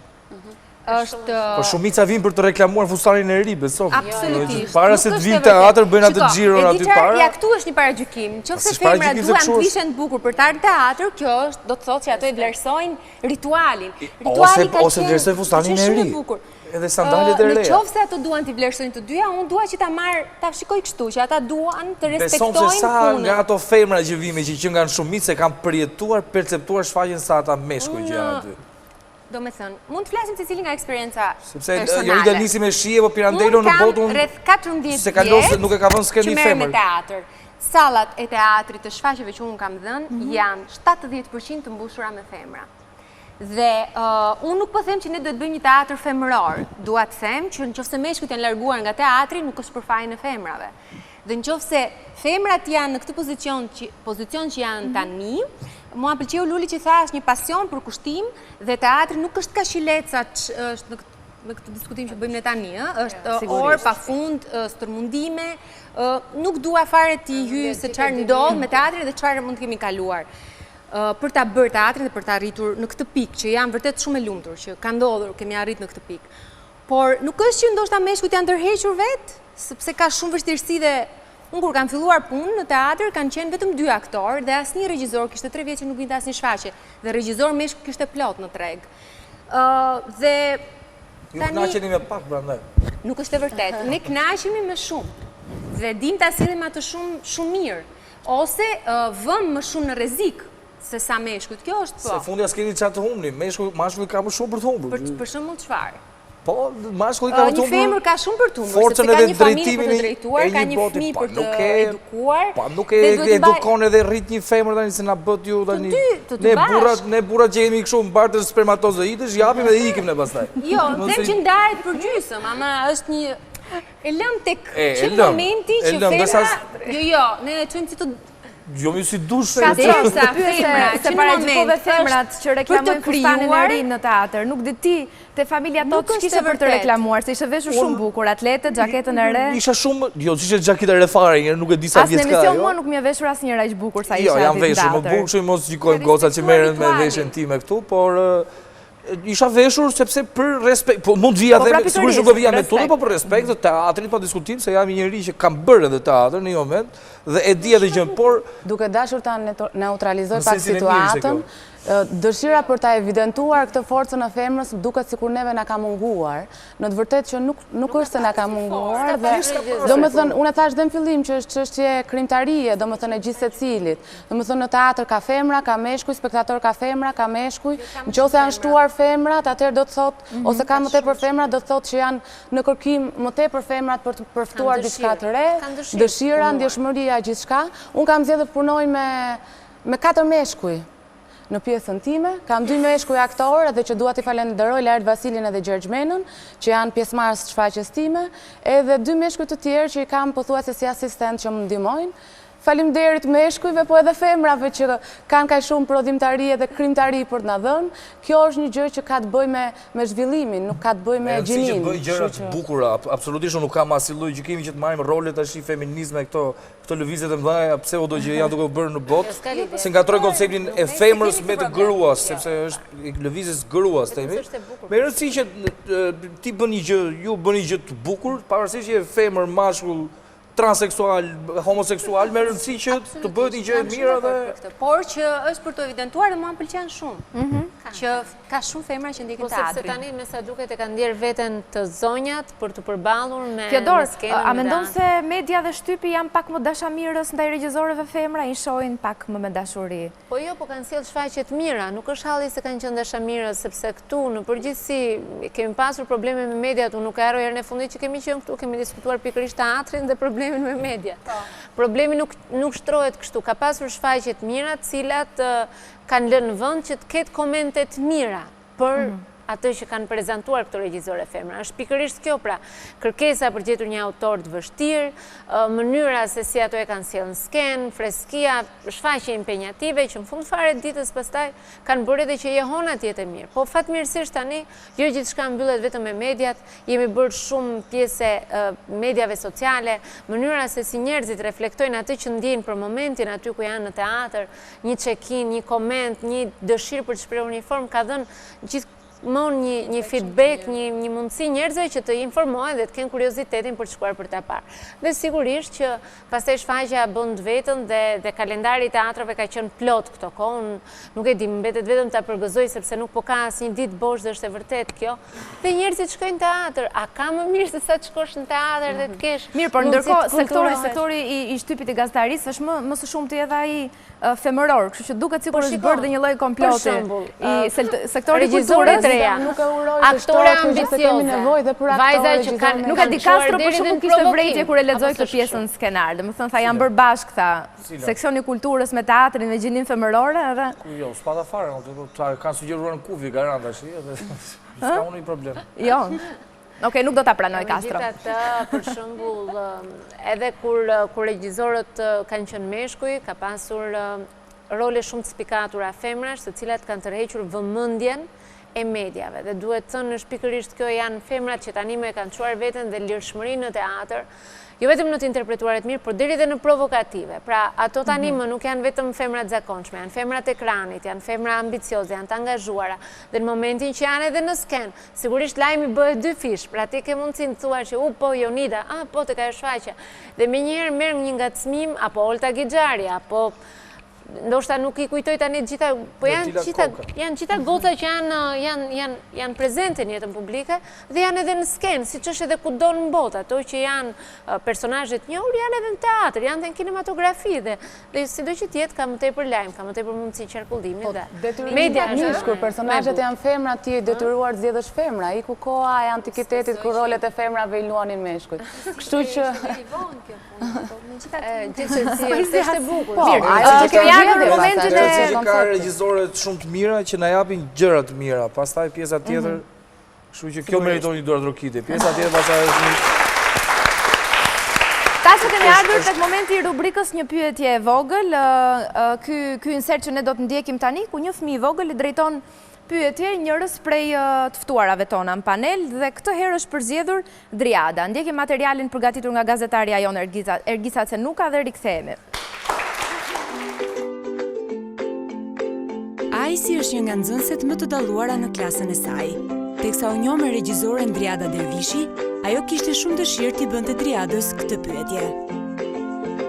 Doja të pyesja, a ke marrë ndonjëherë 4 në shkollë? Një pyetje shumë e sinqertë. Jo, nuk kam marrë kurrë. Na tregot vërtetën. Jo, s'ka marrë edhe qesh sepse unë kërkoj shumë timbiri që të mos marri më pas 8-s, deri te 8-a kemi shkuar, deri tani sigurisht është shumë nuk ka hyrë akoma në gjimnaz, kështu që kemi punë goxha përpara dhe pyetja që nuk domethënë më pyet mua dhe ndërkohë pyet mamin tim, babin. Dëgjoj, ka marrë Rada 4? Ma thoni, ka marrë ndonjëherë se kjo nuk do që të marrë në asnjëherë. Që në ka si deja vu kjo. Nuk ka marrë, por nuk them që është keq me ASH4, gjithsesi Jo, mos ta themi, nuk është fare keq me ASH4. Duhet të mësosh me rreziqe. Të marrja një 4 është një rrezik që ti duhet ta sfidosh për të, domethënë të kuptosh ka edhe gjëra të tilla, domethënë që ty të mërzisin. Në fund që të kuptosh në fund edhe që të mos kem kështu eksperjenca, sidomos dështime, kështu që preferoj më mirë të jem e sigurt. Mirë, tashmë kemi mbërritur në momentin e lojës, Castro. Lojës tënde të preferuar. Merri 2 tabelat e vogla. Dhe të parën do t'ja vendosim Lulit. T'ja vëm Lulit, thua? Luli ke një tabel do t'vjetë në ball. Do t'vjetë një tabel në ball. Atëherë, në të tabel, ta shpjegoj unë sot se pa shpjegoja, se shumë bukur. Është shkruajtur një emër, një diçka, të cilën ne të treja, unë, Fjodora, Driada edhe Castro, nëpërmjet gestikulacionit, pantomimës, do ta shpjegojmë dhe ti duhet ta gjesh Lulin. Do të pris flokën? Mund të them që është kafshë në fillim. Pa tekst, Castro, pa tekst. Kaqe, vetëm e ndihmova. Tregoja, e pat? E Fjodora? Po, jo, duhet ta ndihmojmë të gjithë. Vetëm dy rigjoj. Kush është? Thjesht fare qafë quft. Jo, më zë, breshka. Tu shkojnë e parë të dojnë, qafë quft. Si breshka, nuk ma shpjeguat lojën. Qafë quft, breshka, po që Luli. Pa tekst, pa zë. Të ngatroj, Castro, të ngatroj. është tren. Lokomotiva. Të vitëm një amiga. Nuk ta një që duhet bëjmë zë, pantomima dhe... Unë mendoj Fjodorës. Fjodora? Bo, digjo, po nuk e bërë kollajtë. Uele. Hajde, Luli. Fjodora Driada? Ushqim? Biskot? Baklava?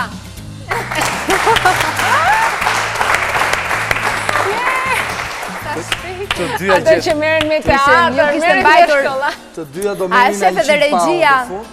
Edhe regjia ju ka mbajtur pak me hatër, dhe ju ka dhënë fjalët pak më të thjeshta, por sigurisht që në prap konkluzioni është i njëjtë, pasi më shpejt se femrat nuk e ka gjetur njëri në këtë panel. Mirë, më duhet ndahem, miq, faleminderit shumë Fjodor që ishe këtu. Luli, faleminderit, Driada gjithashtu, ju uroj shumë sukseset më teshme në teatr. E mbyllim me këtë pjesë të dytë të Turjes dashur miq, ndërkohë do ndjekim një insert të përgatitur nga Jessica me më të rejat e muzikës shqiptare dhe do të kthehemi të vazhdojmë të flasim të herë për televizionin.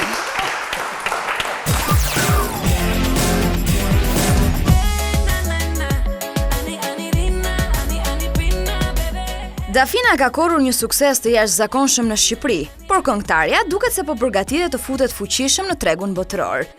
Prej kohësh, këngëtarja e hitit Na është zhvendosur në Amerikë ku raportohet të jetë duke punuar për projekte të reja muzikore. Sipas një postimi të bërë në rrjetin social Instagram, Dafina lë të nënkuptohet se është duke punuar me një prej producentëve më të suksesshëm suedez.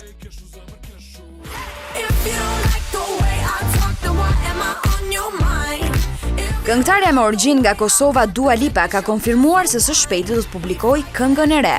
Edhe pse nuk është një single, krijuesja e hitit New Love ka vendosur që t'ia bëjë klipin këngës së re Room for Two. Room for Two, edhe pse nuk është single, ne vendosëm që kësaj këngë nga albumi im debutues është aq special sa për t'i bërë një klip. Ka shkruar Dua Lipa në Instagram duke mos bërë të ditur datën e lançimit.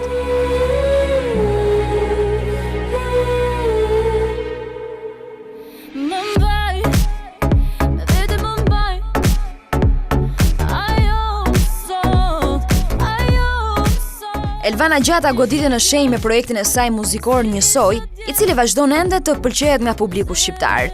Po artistja duket se i ka kaluar kufit shqiptar, pasi Denisha Jones, një vajzë nga Amerika, ka zgjedhur këtë këngë për ta sjellë në një tjetër version. 24 vjeçaria ka publikuar në kanalin e saj në YouTube coverin e Njësoj, me të cilin ka mahnitur me vokalin e saj. E veçantë e këtij interpretimi është edhe mënyra si Jones këndon në gjuhën shqipe, duke treguar kështu që gjuha nuk përbën as pak problem kur bëhet fjalë për muzikë.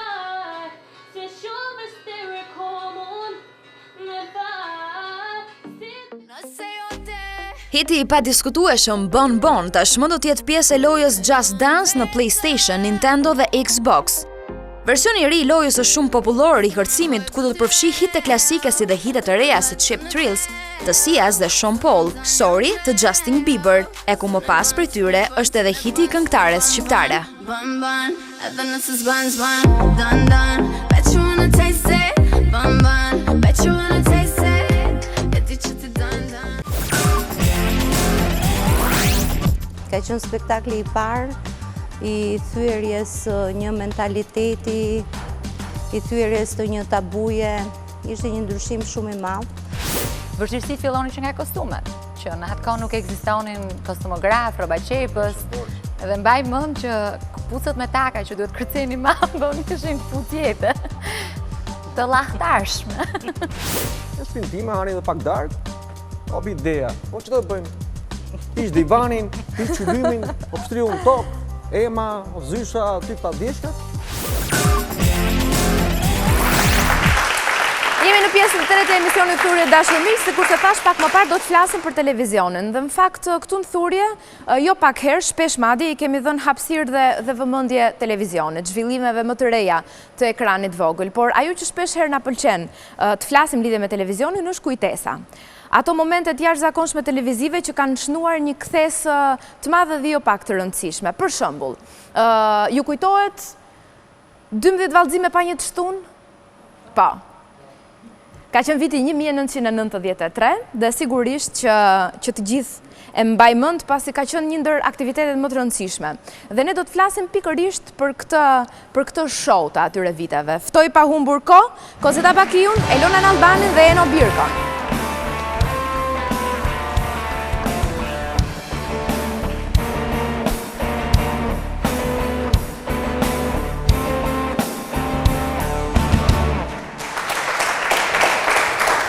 Mirë mbrëma, mirë se erdhët.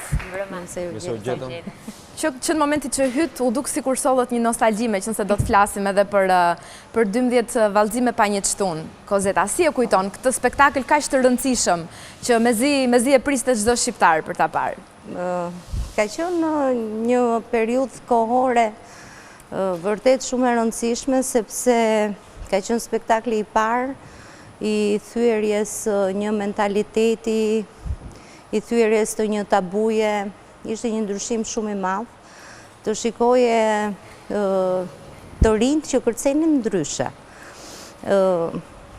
Në qendër ishte një kërcim që ishte Mambo, nisur nga Dirty Dancing, ishte I obliguar që të bëje Mambo dhe 2 kërcime tjera të cilat çiftet I zgjidhnin vetë. Çudia më e madhe ka qenë se u bën gati rreth 100 çifte fillimisht. Tash 100 çifte është do thuashti sa shumë. Po kjo tregonte etjen që kishin njerëzit për të mësuar një gjë dhe në atë kohë për të mësuar diçka ndryshe. Jo të gjithë morën pjesë, sigurisht, sepse bëj seleksionimi I parë që në sallë, po pastaj më vonë kishte edhe nisi spektakli dhe u bën vetë seleksionimin. Eno edhe Elona kanë qenë pjesëtar të këtij programi. Do pyesim edhe Elonën dhe Enon. Elona, duke filluar nga Elona, pikë së pari për eksperiencën tënde si e mban mend. Viti 1993. Unë kam të çanta këtë eksperiencën time të parë, sepse në atë kohë mbaj mend që le të themi u bë si risi për herë të parë, nuk është se u kushën vetëm çifte profesionistësh, vetëm 2 balerinë, po kanë qenë edhe njerëz ose individ që kishin shumë qejf kërcimin dhe kishin shumë talent. Unë kam qenë një nga ato çifte që partnerin tim e kisha le të themi thonjse amator, që nuk ishte profesionist. Edhe ka qenë Kozeta dhe I ndjeri profesor Agron Aliaj që ngullën këmbë që unë kërceja me Adin. Edhe sigurisht edhe mosha bënd veta, tekat, ato mungesat e profesionalitetit që krijonin dhe pasigurira. Mirë po në fakt me kohë kuptova që në disa zhanre tjera të kërcimit ishte shumë mirë, për shumë rock and rollin që unë nuk e doja. Edhe që e kisha shumë problem shumë si stil, nuk ishte në gustot e mia, në stilin tim, edhe o zot, doja si të kërcej rock and roll unë tani. A I ishte shumë I mirë, edhe e plotëson të shumë mirë faktikisht kopjen tonë në këtë lloj kërcimi. Kjo ishte një nga gjërat më specifike që thash fati e solli që unë provoja një eksperiencë me një me një djalë ose partner që nuk ishte profesionist. Pastaj, vështirësitë fillonin që nga kostumet, që në atë kohë nuk ekzistonin kostumograf, roba qepës, edhe mbaj mend që këpucët me taka që duhet kërceni mambon ishin këpucjete të lahtarshme. Edhe për më tepër mbaj mend që... Kallo, aty mbrapa... Jo, të dimi nga këmba, mund të rësërkisje, ose kostumi, fustani duhet ishte veref, një klosh, duhet të rotullohet dhe duhet të hape. Kose për shumë mam ka bërë shumë ziliet, ka se ja qip të alla.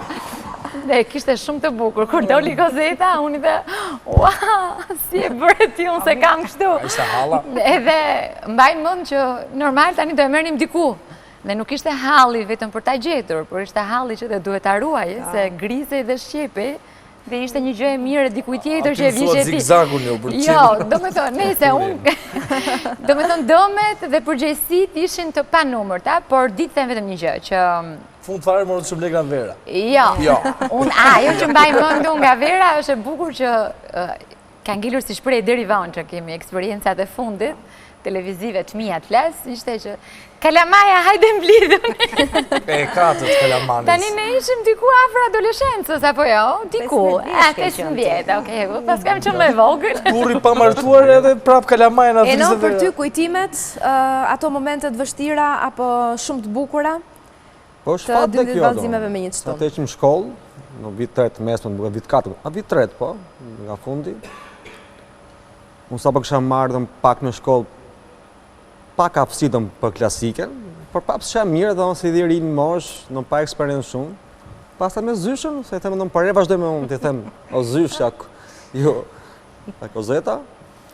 E ishte bukur, ishte vështirë, se vishëm në klasiken në moderne, po fatë tim që ka pas dhe miqë të mirë, se jeta është fatë. Edhe në artë, në ka një gjithë, mund t'je shumë i aftë, në ndodhe në botë dhe këtu, o më Shqipëri, po se të da dorë njëri për të shtypër para, jo se ngecë, por është fatë. Unë pata fatë madhe me zyshën, në me vera grabosën e madhe, të me Adi Krasë, me Pandi Laqë, me Susana Grashin, e Ibrahimin, që më danë dorë dhe ato, jo se në më ndimuam për... Cila ka qenë partnerja jote? Ema Toplini.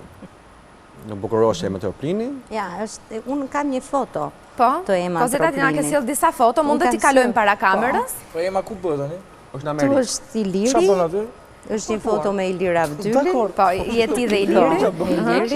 Se do gjej Ema. Të gjithë këto fëmi ka të vegjël që janë rritur tashmë dhe të gjithë dhe i shohim kudo, dhe jo vetëm në skenat shqiptare, por më së shumti edhe në ato botërore. Po. Ja ku është Ema. Edhe Uejda. Ema me Ue, sa të vogla. Ma e Kozmo atë, se unë nuk kam pas zyshe, kështu që ta kemi dhe i kamera. Po në njajmë që më bashkë, përndaj, o ti unë. Po, dublon, biles edhe në dy filmat e fundë më këtë mi dublu njëri ti. Kjo është Ema të shi. Kjo është Uejda. I kanë lënë të dyja baletin. Po, aktualisht. Janë nga që martohen, sa martohet njëri. Ema është në Amerikë. Nuk, e pra se nuk bërë. Në të njëti divan, po jo të njëti mendim. Me kostume. I pra, ndaj po të mund, a lëdoj. Në do më kostume, atëre ishin më dhëmë... E sa u hapëm të demokracia dhe sajrë demokracia, jo veshjet, ka patur mungesat mdhaja. Jo qizmet, jo një këmish, edhe muzikët i meshim, i kopjoshim, i inqizoshim. Të tregoj një gjë të bukur për muzikën. Unë me shumë vështirësi kisha marrë një kasetofon, po ishte gjë e madhe të kishe kasetofon në atë kose, nuk... Dhe më kishte ardhë kasetofoni dhe rinte në dogan se unë nuk e merja dot, sepse duhet thoja që për çfarë më duhet, se nuk për çfarë duhet ta përdorja. Dhe i thonë babet që duhet ta fusësh gocën ke litja shkrimtarve, që të marrësh një leje atje që të marri kasetofonin. Se babi thonë dhe, po e do për punë, më vlla, nuk e do për gjë tjetër. Dhe unë jam futur, kam qenë një ndër antaret më të reja të lidhjes shkrimtarve, vetëm për të marrë kasetofonin, që s'kisha lidhje fare me të. Dhe neve rinim në radio, Tirana, sepse jepte kënga atere, mirë po ishte një emision, ishte që flisnin para se t'jepnin këngën, do më thënë ndërhynte, kishte një zë dhe ti ndërhyje dhe s'mund t'a merje, sepse duhet të... Dhe kishte një emision tjetër që e jepte këngën të plot, dhe ti rije dhe ruaje oraret, që të bëje incizimin që pastaj të prisje shiritin dhe të angjisje, se ishte pa mundur. Shikon, ne këtë subjekti kemi pasur deri vonë të dyja, gjithsesi. Dhe kemi bërë një herë që do kërcente Elona 5 ngjitje, dhe Susi Grashi hoqi dorë, tha jo, unë nuk e bëj dot më, tha këtë, se ishin 5 këngë të ndryshme, që unë i kisha ngjitur një nga një, dhe kishte 5... Mësim, DJ-t e parë, duke i bërë vetë të gjitha. Unë e kam pas problem gjithmonë, për shembull që edhe sot, ndoshta është edhe profesionale, që pëlqej muzikën, më kujtohet deri vonë, dhe kozita është ajo kënga edhe, po, më thoshin mua titullin ose këngëtaren, edhe mike, edhe më ngetle gjithmonë veshja edhe video. Edhe ky problem ka qenë vazhdimsi. Në atë kohë, Byles ishte ajo kënga, madje ajo kënga e Snap. Si ishte ajo? Shika, kjo është për qeshur ta mafë, sepse dalin në... Shiko, se ato janë prapë, janë këthyrë retro, shiko. Janë qita këngë që po riciklohen dhe po sillen në versione ritme shtëreja, por gjithsesi, edhe e kam dëgjuar tani vonë, shumë bukur. Edhe kur kujtova ta shikolla se pa çka se kanë kaluar vite, jo, kemi pasur çaste të mira shihesh muzikore, po shumë e vështirë. Ti imagjinosh tash në atë kohë kishin hyrë hit parade muzikore ku Shiko, përzgjedhjet ishin goxha të bukura, sepse për shembull unë kam kërcyer me Gancën Cerozis, me Aretha Franklin, Metallica. Domethënë me që edhe të tjerët me dorsat. Do thuash ti pse i bëhet koreografi dorsave, po ja që u bë. Dhe ishin përzgjedhje muzikore shumë të çuditshme. Edhe një qik tendenca për të shtyrë dhe për të...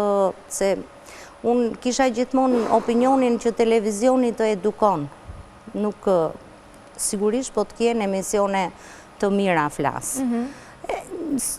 Si që bënda anën tjetër që të edukon, kur janë emisione që nuk kanë asnjë vlerë. Mirë, Kozet, jam kurioze di spektakli 12 vallëzime pa një të shtunë. Si u kryua? Ishte i huazuar diku? Ka qenë një ide e Grabockës, e Laços, e Pandi Laços, nisur nga filmi Dirty Dancing, atyre i pëlqeu kjo ideja e konkursit, sepse vetë filmi Dirty Dancing kishte një konkurs brenda. Nisur nga kjo ide, u ndërtua 12 vallëzimet, sepse për të treguar një gjë komplet ndryshe, një gjë të re, për të treguar ca kërcime, se gjërë në atë kohë kishte vetëm valle popullore dhe balet klasik. Nuk njiheshin zhanret e tjera të rrymat e tjera të kërcimit. Dhe sigurisht Grabocka e kapi këtë si ide. Pastaj pasuan 12 javë rreth fatit, që ishte në qendër ishin fotomodelet, por kishte dhe ajo nuk hoqi dorë nga konkursi i kërcimit, por në kësaj radhe në bazë vuri një PDD klasike, do më thënë që ishte e detyruar dhe prap dhe Eno dhe Elona kanë marrë pjesë në ato konkurs. Jo, veç e veç. Po, pastaj, në basë, ne kishim e 12, do më thënë, po prap ishte 12 në Hollywood, që ishte, baza ishte kënga popullore. Ka patur një kuptim 12-a? Po, sepse ishin 12 javë. Ishin 12 javë, do më thënë, kishte lidhje me javët. Sigurisht ishte pa një të shtunë, sepse neve natën finale kemi bërë, filloj në 1992-shin, dhe nata finale ka qenë viti i ri në 93-shit, 92-93-shin, dhe ne kemi bërë në te Disco Albania. Kemi qenë gjithë artistët, do më thëmë kemi qenë se Grabocka kishte dhe zakonin që t'i bënte live gjërat, edhe gjithë spektaklet i ka bërë live, me thënë të drejton, të vërtetën. Nuk gjironte dhe si që... Po, kishte dëshirën t'i bënde, po. Edhe sot e kësa dita. Eno, cili ka qenë momenti më i bukur që mban mend në 12 javë? Në rasti im është pak i veçantë, më kam pas 2 koreograf. O parë në zyshën dhe një person që nuk ka lidhje fare me baletin, në është marrë me çdo gjë, edhe është moderator, do më thu një emër, kot, po të them, Krasta kishte në patronazhe. Adi Krasta. Edhe që e parë jetë që e them këtë gjë në televizion. Adi Krasta do në koreografi im. Adi Krasta koreograf. Po, shumë saktë. Kurator. Po mirë, në koreograf edhe kurator bashkë me Zyshën. Edhe bënim prova të shkolla Ismi Qemali, edhe bashkë të dy për shtëpi, se unë shpinë në Tepetronimi aty afër dhe Adi aty. Në shpinë time, hani dhe pak darkë, o bi ideja, po që të bëjmë? Pish divanin, pish qylymin, o pështriu në tokë, Ema, o Zysha, aty pa djeshkat, shumë atë të kërcime. Pastaj pata i faqë kërceva në ratë finale dhe Kalin Kërruse, që e kërcim shumë i bukur rusë, dhe një gjë e bukur që kur kërcej Kalin Kërruse dhe të nesme në gjesë, edhe në gjumë, se dhe mas lodhe të shfaqes, ndigjoj edhe shumë zëra poshtë, të kush është në kaq mëngjes, shof një 10 burra dhe jo, do më të moshë të madhe. E ishin oficer të ishë kohës ku shkuar në Rusi, këto në Mos, vitin 60 në duket. E tha faleminderit, na ktheve edhe një në Kalin Kërruse dhe në Shqipëri. Po, ishte gjë e bukur dhe më kënaqi. E thash dhe një, është fatë që morëm pjesë e spektaklës. Pastaj dhe unë fillova karrierën tim dhe në opera, po gjithë thonë që e në dhe mazimet. Ka qenë një trampolin për shumë figura që kanë vjuar më pas. Elona, ti ke një moment të tillë, të bukur që e mban mend, sepse nëpërmjet historive sjellim edhe atmosferën e atij spektakli sot. Unë kam shumë, pafund, Leonid. Unë ndoshta kur hapem biseda të tilla, domethënë jemi si puna asaj që ti kthesh në replay tani edhe kujton sekuenca pafund. Kam shumë sepse në fakt ka qenë një periudhë si Shtat dhe Kozeta, përveç 12 në Hollywood që jam shkëputur, por që kam ngrënë të shara pafund. Si gjithmonë në këtë moshën që dhe lajfisim kështu në ca gjëra që harrojmë se duhet bërë të zanat. Rikthimet sigurisht me këto gjërat vogla, keq kuptime, mosmarrveshje, zgjidhje. Në fakt mua nga rrethati për 12 javë mbaj mend që na erdhi në mendje Kozetës, më tregon në Zorban, Sirtakin, siç e njohin shumë shqiptar. Edhe ajo që mbaj mend unë është në përgjithësi Kozeta edhe unë bashkë ishim na puqeshin shumë shihet në fakt, në përgjithësi kur gjenim muzikën, iden, koreografin, ishim shumë afër shijeve. Edhe mbaj mend dhe Marianën e kemi pasur shumë pranë, më ka pasur shumë për zemër dhe stiliste në atë kohë, edhe me thënë drejtën bashkë me të ndjerën Shpresa Zeraliu, i kam pasur shumë pranë, çuditërisht në kohë të mirë, mbas asaj eksperiencës hidhur që me zi gjenim kostume filluan çepeshin. Edhe mbaj mend me Zorban, bëra një fund edhe një gjë që t'i vinte një bluzë, që t'i vinte diçka e përafër, një kostumi disi tradicional grek, po edhe i sjell pak për spektakël.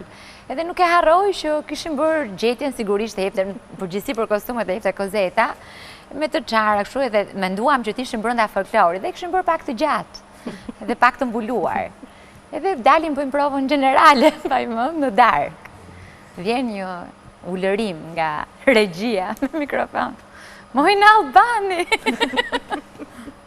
Çfarë ke ato, mojnë? Dhe unë ngriva për momentin i kisha me idenë me kërcimin, ta qa po bëjë. Jo, kërcimin, tha mua. Tha, je mbuluar e tëra. Vera donde sa më mbuluar, ishte... Si për gjurit. Je mbuluar e tëra, kush të ka mbuluar, ta të ka veshur ashtu, tha, zhvishum, tha mua, urgjent, tha. Se nuk të shikoj dot, më tha mua, merja një kush ja ka qepur atë kostum, tha, urgjent. Edhe të merë, nuk flisja, se shtë thoja, tani ne ishim vetë kompliqe kësaj gjës. Kështu që, si përfundoj që penduam njerë, ti ishim kështu. Zorba u bë me fund të shkurtër. Me transparente, sa erdi të kërcimi i fundi që dola me ripa, pastaj nuk dhja kisha që. Sheta jo, sheta. Castro, ti në 1992-shin, 3-shin, sa vjeç ke qënë?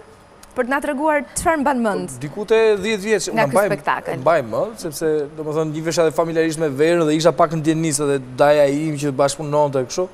Edhe mbaj mënd, edhe biles edhe lonë, të gjithë kështu që shumë e ke mbajtur me verën atë, sepse gjë e mbuluar nuk shetë. Jo, me ullërimi, është? Me ullërimi, po ti e bërë. Ti për shumë 10 vjeç që ka qënë, Kam qenë i lëvizshëm. Shifje këto ripat. I shifja. Jo, po të pyes, nuk e di.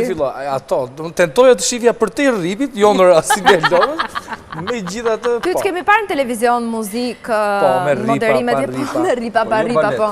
Në këto talent show me kërcim, Castro? Po, të Dancing with... Të kemi parë. Ishte një trunë që lëvizte, sigurisht, por... Pëlqen kërcimi? Mi që pranon. Më pëlqen. Jo, e pranoj unë, se biles du të hedhe poshtë të tezat, që kush mashkull që të shmi në kërcim, se shmi në skërbat, ja fusin kotë. Jo, këtu nuk jam a fund, dakor. E pra, kështu që... I lëm këto. Dakor, do isha një trunë që lëvizte, por... Prapi artist. Por, do mos rock'n'rollin e qaja. Rock'n'rollin, a? Me ripa më nëzorën dhe mua i më me. Biles gjithmonë kam qenë, se kam shok të ngusht shumë balerinë, dhe gjithmonë kam qenë kurios se kjo pjesa që vishnit ju, kjo pjesë e tangës të ju, dhe më nuk ishtë. Shiko se nuk ka qënë atka. Nuk ka qënë atka. Ska qëmë se mi s'kishe tangë atë? Jo, nuk ka qënë atka. Të të korqës, shumë të mërshme. Jo. Do një qepit vetë, më dhe në lastik, po t'i shamu dhe i kësha qepë.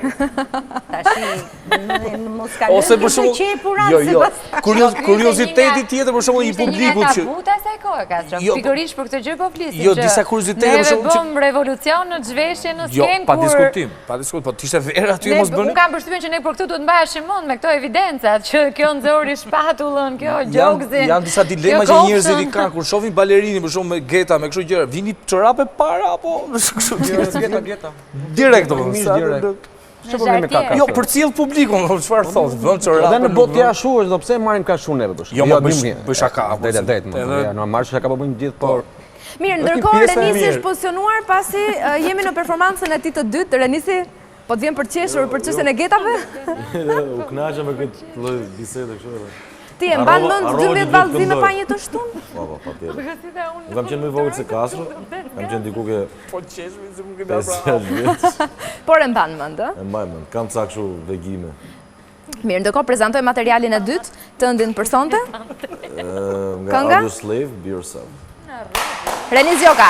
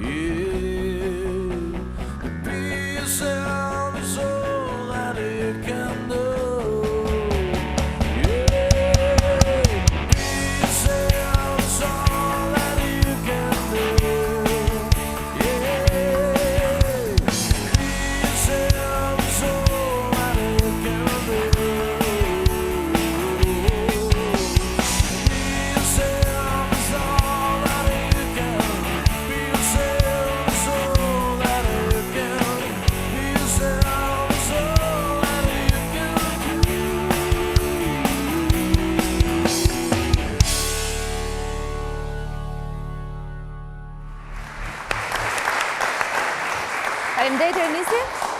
Ndërkohë jemi pozicionuar në këtë pjesë të studios të dashur miq dhe dihet që këtu jemi në pjesën e 5 të panjohurave dhe unë jam me Kozeta Bakiun për ditur 5 gjëra që mbase publiku nuk i di për Kozetën. Nuk e di pse kam qef gjithmonë këtë pjesë ta nis me atë që tashmë pothuajse të gjithë kemi fobit. Gjithë kemi nga një fobi. Kush është fobia e Kozetës? Tashi, të them të vërtetën, unë s'para i mendoj fobit, por një nga fobit është për shembull ambientet e mbyllura shumë. Nuk klaustrofobike. Nuk i duroj dot, sepse jam rritur në një shtëpi me oborr, shtëpi private dhe normale që është dua hapësirën time.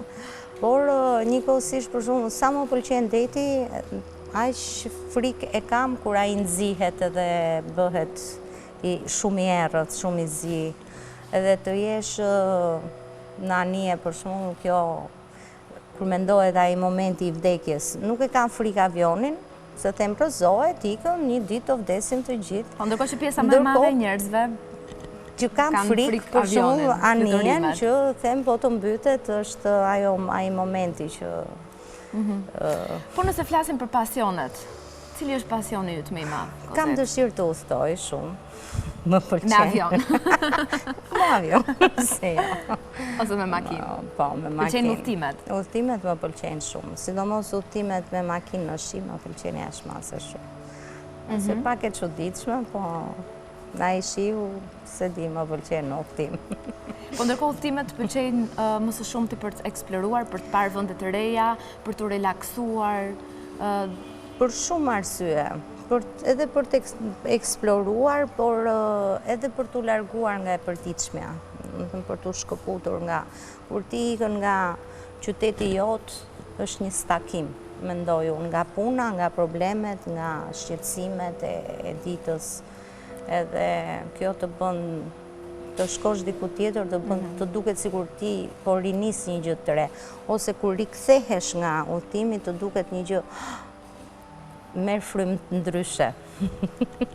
Mirë, përveç udhtimeve, në pjesën tjetër të kohës përpos angazhimeve tua, cila është gjëja tjetër që të pëlqen më shumë bësh, për shembull në shtëpi?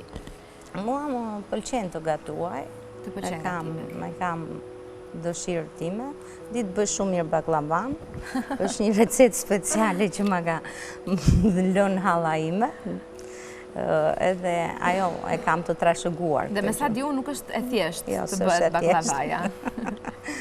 Se unë e bëj me petët një nga një. Kështu që familjarët e tu duhet jenë shumë të lumtur pasi Kozeta në rast e festash e bën baklavan. Atjetër.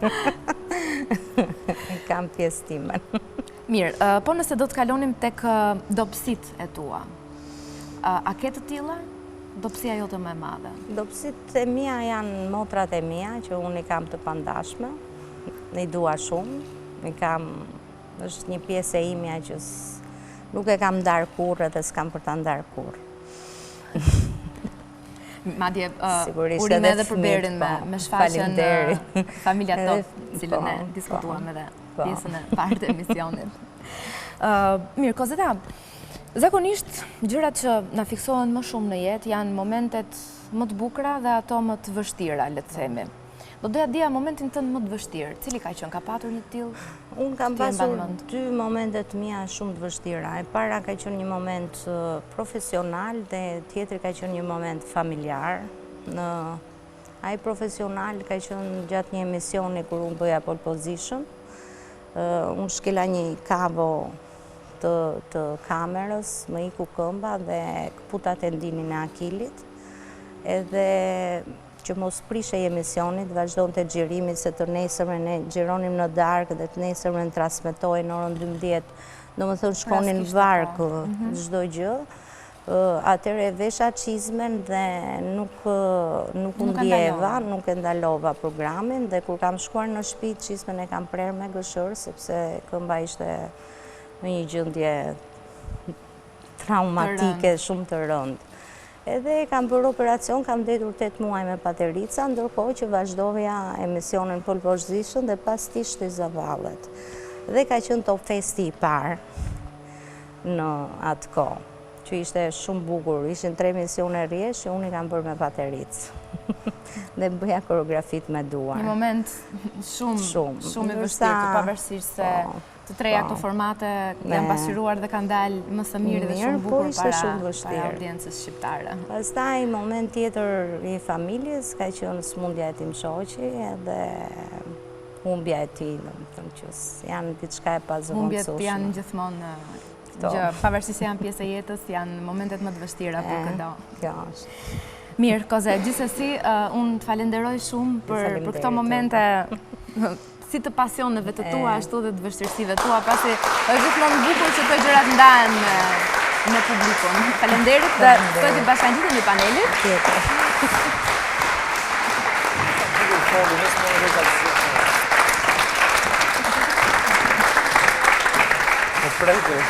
Dhe pas këtyre momenteve tepër emocionuese me Kozeta Bakiun, ka ardhur momenti i shfaqjes së statusit, një status në Facebook cilin do e komentojmë me të ftuarit, me miqt.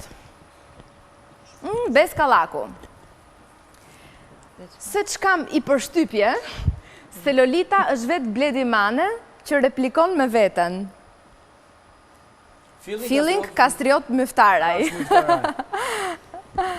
Kastriot. Po, sigurisht, Besi e ka loze, ka ironizu pak në i formë ose i tjetë, Besa di unë jo, nuk është këtë gjëja, kështu që... Ti mendon që jo, si mendon? Kontekstin e humorit këtë gjë, sepse i njoh dhe Lolitianët edhe vetë Bledin e kam mik, shumë mirë, është një gazetar për mua nga më të mirë kontraversu që i duhet këtij vendi. Mbase një egzageron me pak një banalitet më shumë, por kush se bën në jetën e përditshme. Ndërsa te Kaç Myftaraj nga që është konspirativ i madh këtë gjë, por që ças bën vaki, domethënë nuk i dihet që edhe Bledi sot ne po shesim megabajt, giga, domethënë jeta kështu është kthyer, çdo klikim është para, edhe për Lolitianët, edhe për Bledin, kështu që... Pjesa e baletit këtej, ka ndonjë mendim? Edhe unë jam dakord me Kastron, nuk besoj se është i njëjti person, edhe pse nuk jam shumë koherente me këtë faqen Lolita, me shumë pak. Por bujën besoj se e keni dëgjuar. Shumë pak gjëra kam parë, edhe nga Bledi kam lexuar disa gjëra. Kështu që nuk të rinë të dyja bashkë. Po, personalisht edhe jo, Bledi është, për mua është më i drejt për drejt, është absolutisht kur flet për dikë, flet me emër me mbi emër, del në fjarë dhe në fisë me emër me mbi emër, në një kohë që Lolita është pak më e përciptesi dhe përderisa ka një pseudonim do të thotë që... Financojnë atë tjerë palë, domethënë, Lolitianë. Një pak i lash me këto, me Facebook, me gjëra, me këtë komentur, por... Nuk është se i ndjek shumë. Ja, them drejtun, pa i fyrë dhe njov dhe do Bledi Mane dhe Kaç Myftaraj dhe Besallaku. Gjithë janë të mirë në punën e tyre, ai artist, Bledi tjetrin, ai gazetar ose më së tha dhe Kastro. Mendoj që këto kjo faqja Lolita bën çik edhe për të rrequr vëmendje për buj, janë të vërteta, s'janë të vërteta. Domethënë është për të egzagerime çik, Mos haro pa thënë që Besi është produkti juaj. Po, Besi ka dalë nga ne. Është e vërtet. Mirë, dhe pas këtij statusit të Bes Kallakut, bërim në momentin e lojës. Kastro? E di, mezi po e prisje. Po, loja është... Po të mbante vëndi, s'po të mbante. S'po mbante, jo. Është një lojë shumë e thjeshtë, unë do të tentoj, kam një titull... Jo, nuk kemi me ato. Ajo është me pound, e fituam, në shpar. Kjo s'është me pound. Ajo u luaj. Tashmë kemi emrin e një filmi, cilin Kastro do të avizatoj, dhe ju do të gjeni. Për çdo përgjigje të gabuar, ju do hiqni nga një robë, nga ju. Një marrë në pantomim, apo filmi është shqiptar. Qëllimisht është shqiptar. Kam qef të ndihmoj, Kastro. Do qëllimisht do të gabosh, po, gabo pra kozit dhe të gjishur. Gaboj unë, ti e bën qëllimisht që... Jo, unë do mundohem me gjithë. Kastro është një piktor shumë i mirë, por që të na zhvishet paneli, e pikturon shumë keq gjithmonë. Si e që priten.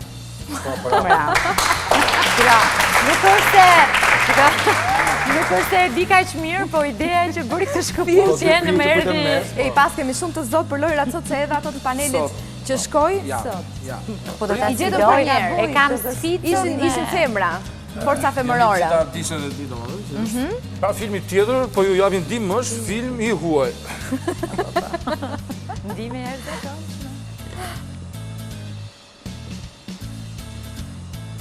Njëri me shenjë. S'ka një shenjta që ky... Jo, është fyze kjo pra. Qifti lumtur. E që i huaj, zika. I huaj. Këte e kam t'i kësim të jemi. Po se për këtë pjesë. Love story. Qëfar shifni këto dhe më dhe shumë e thjeshtë? Një femër një mashë, pra janë dy persona. Unë nuk duha t'ju lot, filmi nuk është i huaj, por është shqiptar. Filmi është shqiptar, është shqiptar. Shqiptar. Sa është prit manipulojnë. Ballë për ballë. Bravo, Kozeta. Sot e mbyllim denjësisht në fortën femërore. Isha dhe unë formë, prandaj. Shumë mirë, sot lojrat janë gjetur vetëm nga femrat e shumë shpejt. Kozet, falenderoj shumë që erdhe na thonë nostalgjin e atij spektakli shumë bukur për shqiptarët. Gjithashtu, falenderoj shumë edhe Elonën edhe Enon, Castro, bazë shihemi javës tjetër. Sigurisht edhe me ju dashuri, do shihemi javës tjetër së bashku. E mbyll emision duke ju dërguar urimin për një javë sa më të bukur. Nuk dua ta harroj të falenderoj edhe BSB që kujdeset për veshjen time. Natën e mirë, do shihemi javës tjetër.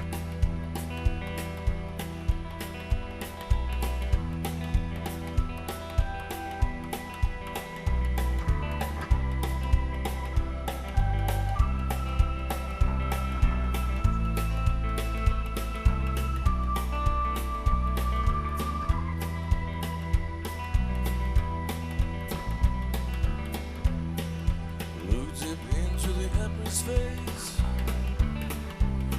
A change had clearly taken place. Whoa, looking for the summer.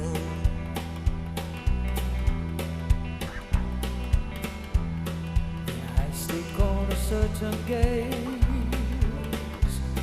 and leave behind a springtime day. Looking for the summer.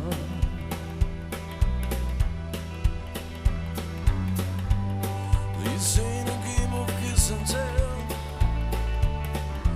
The implication now you know so well. Whoa, looking for the summer.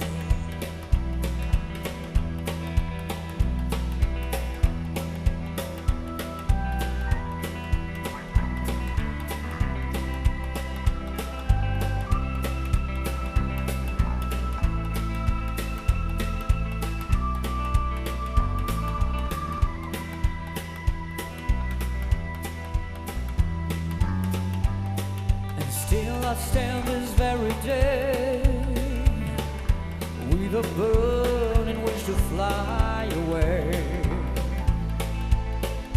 Oh,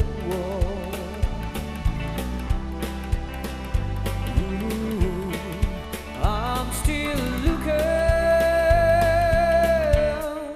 looking for the summer.